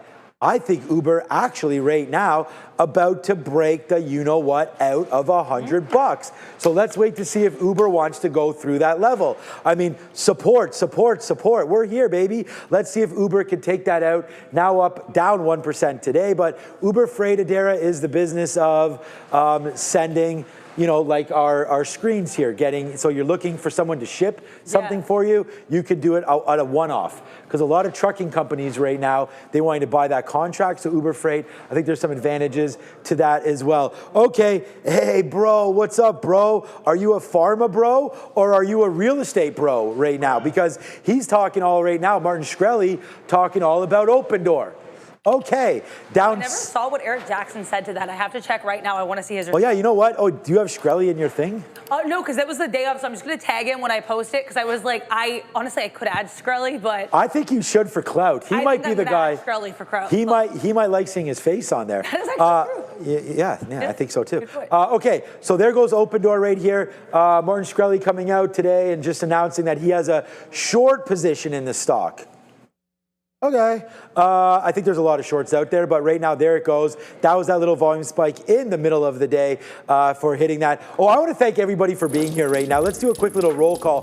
I'm seeing somebody's hitting the hearts right now. So I want to say thank you for that. I want to go Hundy, right there. Thank you so much for hitting all those hearts, man. Shadera, right now. Not Shador Sanders. That is the quarterback of Deion Sanders. That's the guy that they thought he only got drafted in the 4th round, and it was like really awkward for everyone. I do remember that. Yeah. So there it is right now. Shout out to Charlie Taff is here. Thank you so much. Powa Chan right there. He loves us as well. She loves us. Thank you so much to Luke as well. Daniel's here. Gio's here. Jay Mort's here. Luke Parent. Hangry Wife is here right now as well. Jeff is here. Trevor's here. Merrick, Durante. Not Duarte, Durante there. Eric, James, Roger, thank you so much for being here right now with all the waves. We love that you guys are here with us live every single day. Hit the like button and the subscribe as we get going. All right, as soon as Brian's here, man, we're going to bring this guy in because he talked last week about RGTI to me. And I was like, Brian, I'm always asking you stuff. Time to ask, I'm going to give you a chance to give a name. And he's like, well, we know we like rigatoni, and we knew exactly where he was going with that. It's Rigetti today, up another 4%. And again, last Tuesday would have been, we could find the exact date. Last Tuesday, again, just go -7 onto what it was today. So the 9th, of course. So right into there. This is where we called, that's still open door. Come on, Rigetti. Here it is right here. I think it was off this 50-period moving average. We're going to double check with him, but there goes Rigetti. Congratulations to everybody that followed Brian on that one because that continues to work as well. IonQ had itself a day today as well. This has been known as one of the sort of the premier names. There's the gap up for IonQ, hitting to $62. What a move. If you bought anything quantum related last week, you're laughing right now, and IonQ especially, as that continues to get there to the upside. All right, just a quick talk about what the market did today. The Nasdaq, again, going out. Were we green at the end of the day for Nasdaq? Well, going out close enough at or near all-time highs. So that goes up 0.5 today. I'm going to check on the SPY.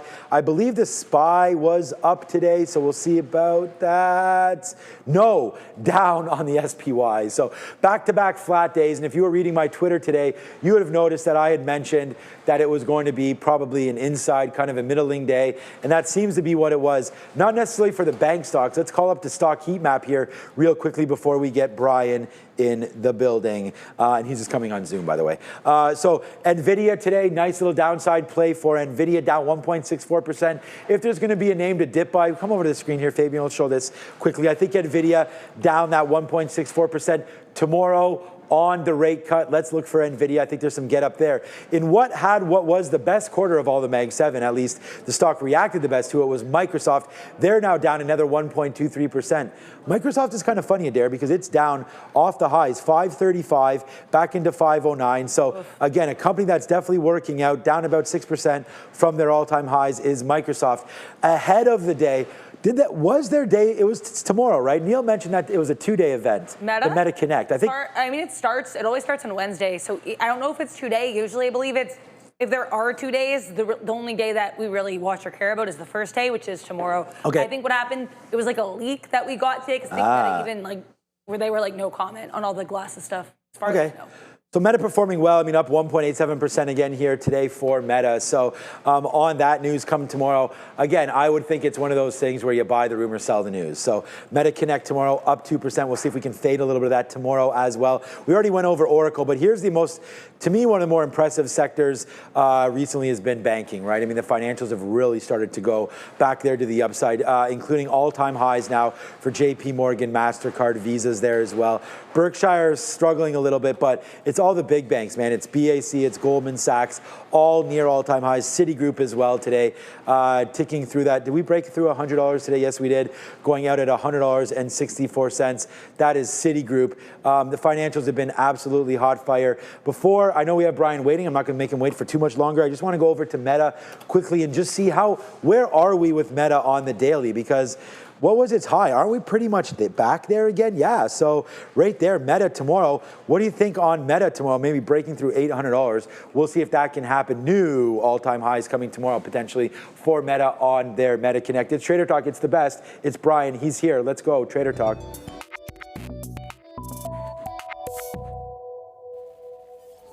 Hey, Brian. How are you doing today? Hey, Sean. Pretty good. How's it going over there? You got a black background.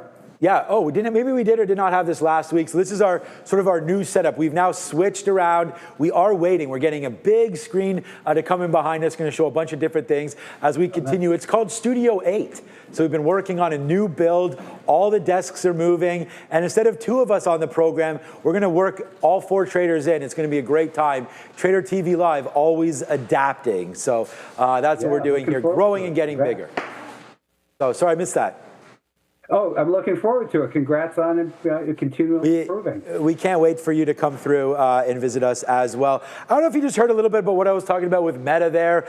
I think this has been a great stock, man. Bouncing off the 50-period moving average here on the daily. Tomorrow's Meta Connect, they're going to release what they're talking about with new vision glasses there that are going to obviously have the camera in there and AI and all that. So what could be the next form factor with the glasses? What do you think about Meta here? I think it's a good chance tomorrow that we break through this $800 mark. It's really holding, almost broke out a little bit today, up 2%. What do you think about Meta? I like it. I'm involved in it, so hopefully it can get to that 800, Sean. It's been choppy. Today was super choppy, though. I didn't like the action. I mean, I liked where it ended up, but that big rally to start, I didn't sell any into, and then it, kind of gave it all back. But we recovered. So I think you're right. It looks like it's magnetized towards that 800 level. Brian, all week I have been talking. Where did Fabian go? Oh, no, he's gone. Hold on. That's on your screen still. He's coming back right now. All week, I've been giving you the utmost credit on the show. And it was because, I don't know if you remember what you left us with last week. It was that fine Italian cuisine that we talked about. And I said, Brian, is there a name that you like? And you talked about spaghetti. And we knew exactly that meant rigetti. And right there, what a move. Congratulations. We'll hit the bangs there. We'll hit the little calculation here for rigetti. And I just wanted to go over this setup because last week was September 9th. So it was right here. We just started to have a big move up. We didn't have that huge break yet. But can you just sort of break down for maybe our viewers here? Because I had said Brian's coming back on. I want to talk about this setup and what he potentially saw in rigetti. So again, can we go over what you saw there in RGTI? Sure, of course. The whole group, has behaved well. Ion leading the way. I did not get involved in that. But back to rigetti on the daily time frame over here. By the way, that's just the double.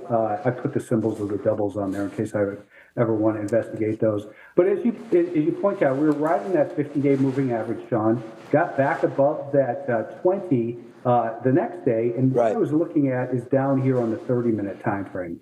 You'll hear me talk a lot about the 5-day moving average, that I don't want to buy it while it's below a declining 5-day moving average, but I want to buy the higher high above the flat to rising 5-day moving average. That tells me the intermediate term, the buyers have regained control, so I can buy it there with a stop underneath the most recent relevant higher low, because that point is right over here, and that's where it becomes in alignment with the daily time frame. So it's just simple trend alignment, breaking from consolidation with a low risk place for your stop, and it happened to work well this time. We had Michael Noss come in the building yesterday. We almost had JC in here today, but he has to go. We were just saw him at lunch. So shout out to JC Peretz and Brian Shannon and Michael Noss giving us all the technicals that we need. So thank you so much, Brian. Again, Brian Shannon from Alpha Trends. So I just wanted to go over one more name, and then Adair's got a question. All right.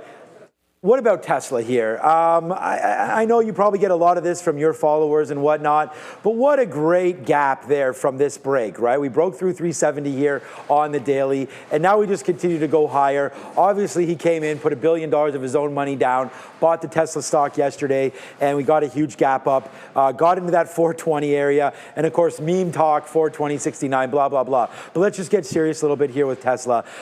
Is there more upside in this name? What do you think about it? Right now, we know the car business is a fledgling one, but there is robotics, there's AI all in this name. What do you think about Tesla? Is there a game plan here that you may have for TSLA? I think the line you have drawn on your chart right there at about 440 looks reasonable, Sean.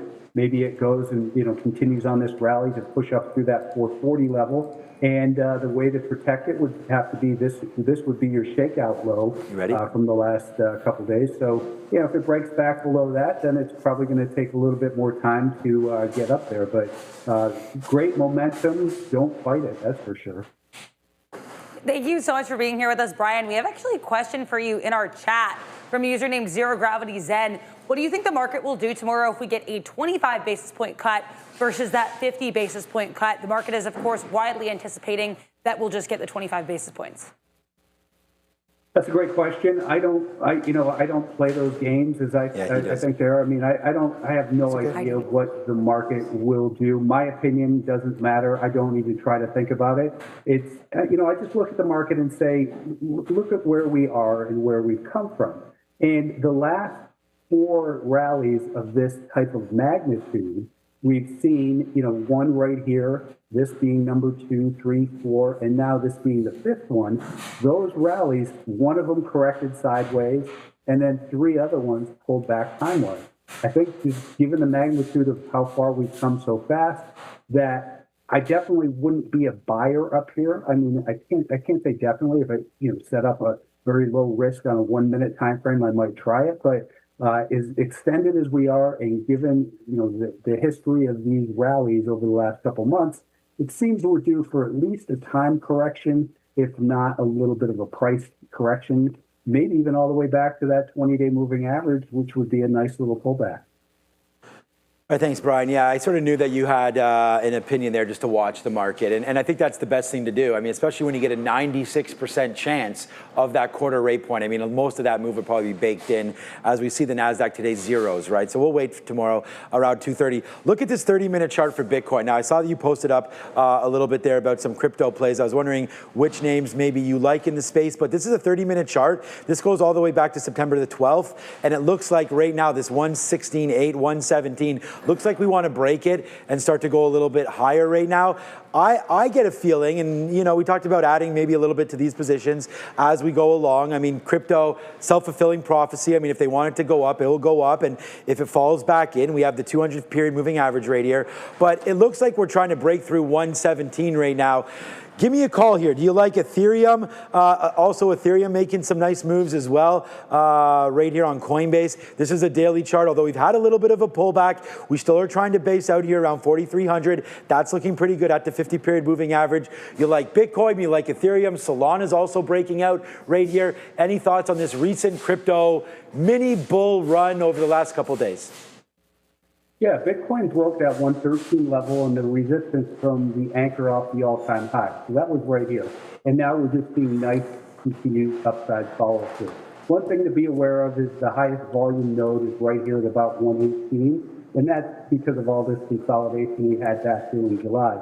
So maybe we continue up towards that 118 level and slow down a little bit. But I think Bitcoin is looking like it's headed towards new all-time highs. Just might need a little bit of time to digest. My favorite continues to be Solana. Right. I'm long here a full piece, and I'm thinking that this is probably where I will protect half of my recent purchases down in the 187, I think my purchase is down there that I'm still holding. So if it breaks below here, I probably will sell half of that position. But longer term on the weekly time frame, it's still got a really nice look. It's probably headed towards that 280 and probably stretch it to 300. Oh, 300 Solana would be pretty nice, that's for sure. Have you seen gold lately? I mean, from digital gold to real gold. I mean, what a chart here. If we come over to my daily chart right now for GLD, I mean, this is like an epic run of epic proportions, really. Like, I don't know how many times I can say epic, but this, if I look at what this has done here from 3,300 up to 3,700 right now, breaking the 1980 all-time high just 2 days ago of gold, and now you're up to 3,700. It looks like it wants to extend even further right now. So what do you make of this? I say stay long until this trend is somehow broken. If you want to hold it all the way back to 34 and change, I don't think that's a horrible trade. I say stay long gold right now. What does Brian Shannon say? I agree 100%. Trend to trend. It continues to rip higher. We saw a base of about 6 months. It broke that, and that, kind of formed an ascending triangle. So we broke that, and the trend continues to be higher. No reason to, look to do anything other than continue to hold it. I know you tweeted something kind of funny about this with Elon Musk and Oracle and Mary Ellison and all that kind of stuff, but what do you think right here of Oracle's move over the last couple of days? I mean, what an extension we had on their earnings. I mean, it wasn't even great earnings. They missed on the top and the bottom, but then they had that huge book moving forward that out to 2030, and the revenues are still coming in. But Oracle's fallen back in the last couple of days. For me, I'm actually trying to lean short a little bit on this name. What do you think about how Oracle's setting up? Well, you know, the anchor from the earnings is what we need to take a look at. And we've been stuck below that, you know, after day one. Today, we hit it pretty much right on the open and faded off of that, Sean. So I think your bias is, you know, executed dead on today. If you ensure that it, you know, as it broke back below the daily VWAP, when you had that momentum to the downside. To me, it looks like it's trying to stabilize. So we have a higher low the last couple of days. And if it can continue to be kind of consolidating here, maybe a shakeout, and then continue with this upside momentum, I don't want to fight this type of momentum, you know, on the weekly chart. It's certainly extended, but, you know, these stocks just don't seem to want to slow down for anything.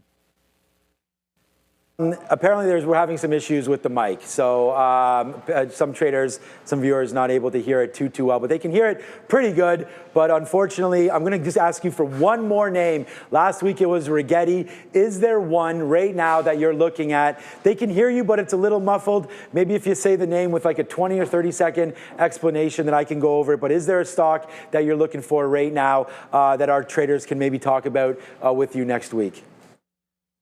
I think an old favorite that a lot of you guys are familiar with is SoundHound. It's got going a little bit here towards the end of the day today. So we've got a nice consolidation here on the daily time frame.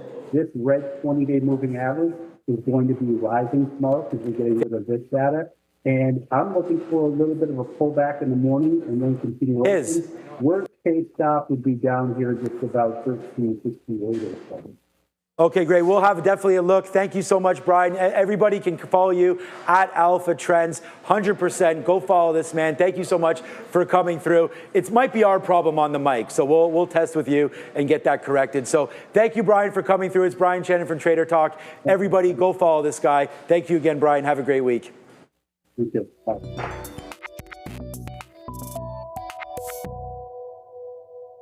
All right, everybody. Yeah, sorry about that, Brian. We'll get that figured out with his mic, but always such a bright mind. I didn't want to, you know, leave him. And if someone can understand it, there's always better to hear the mumbling than me mumbling. So that's for sure. So thank you, Brian, for sticking with us, and thank you, everybody, as viewers, sticking with us as well. Okay, Adara, do you think we're going to cut tomorrow? Do you think we're going to raise? Do you think we're going to get 50 basis points? Do you think that quarter, the 96%, is most likely what's going to happen? I don't think it's. I'm trying to factor in the Myron thing, the fact that Myron's going to be on the Fed now. Okay, what I will say, Sean. But that's not for tomorrow. No, I heard. Because Lisa Cook still is there. Well, no, but he was never supposed to. Right, he's not replacing her. Right. It's Kugler. So with that in mind, Sean, regardless of how much we get a cut, though, I would say, I'm just going to go with likelihoods here, say 25 basis points. But if you guys see the midday, you know I'm like, Brian, I don't want to speculate too much. I will say, though, Sean, I suspect we get more dissenting votes. Ooh. We had 2 last time. I expect at least 2 dissenting votes on whatever the decision is. The only case where I don't see that being the case is if we do get a 25 basis point cut. But even if we get a 25 basis point, I suspect there might be like Waller or Bowman, who are the last 2 dissenting votes, and maybe even Myron, who vote for 50. So yeah, regardless, honestly, there's. Yeah, I mean, I wonder which way that guy's going to vote for. I think we know. Yeah, he more or less said. I think Trump will be looking for those dissents for sure. Okay, this is your favorite TIFF movie that you saw. Oh, okay, Easy's Waltz with Vince Vaughn. Say it again slower. Easy's Waltz with Vince Vaughn. Like, it wasn't the best movie that I saw. The reviews were actually really mean to it, but it was like a really fun watch. Okay, good. That's not the one with Pacino as well, no? Yeah, he was there too. Okay, yeah. so star-studded. He was in 2 movies at TIFF, though, but that was the one that I saw that he was in. All right, and so I'm also taking, we have 2 kids. My wife is going westbound, I'm going eastbound. One is taking our daughter to volleyball, and the other one's my son to swimming. Which one of those 2 activities would you prefer to do? I'm really bad at both, but I'll say swimming. All right. Say swimming. What about you? Swimming. I swim every day. And I'm really happy that right now the Y, hopefully their pool, I actually went to check it out today. It's been under maintenance for 2 weeks. So hopefully it'll be back in there tomorrow. So again, thank you everybody for joining us. Tomorrow's going to be a super exciting day as Adara and I talk all about the Fed all morning. We all will. Join Sharif, Adara, Brendan, some guy named Neil. Joe will be there as well. Thank you to Fabian. Thank you to Ramin. Thank you to everybody, the guys in the back for working hard on our studio as well. And Sharif, I think I mentioned Sharif already. So join us tomorrow for everything. We're going to be covering the Fed absolutely live. You want level twos, you want stocks moving. Join us here tomorrow at 2 p.m. But we're live at 8:30. So until then, that's Adara. I'm Sean. Ciao for now. See ya.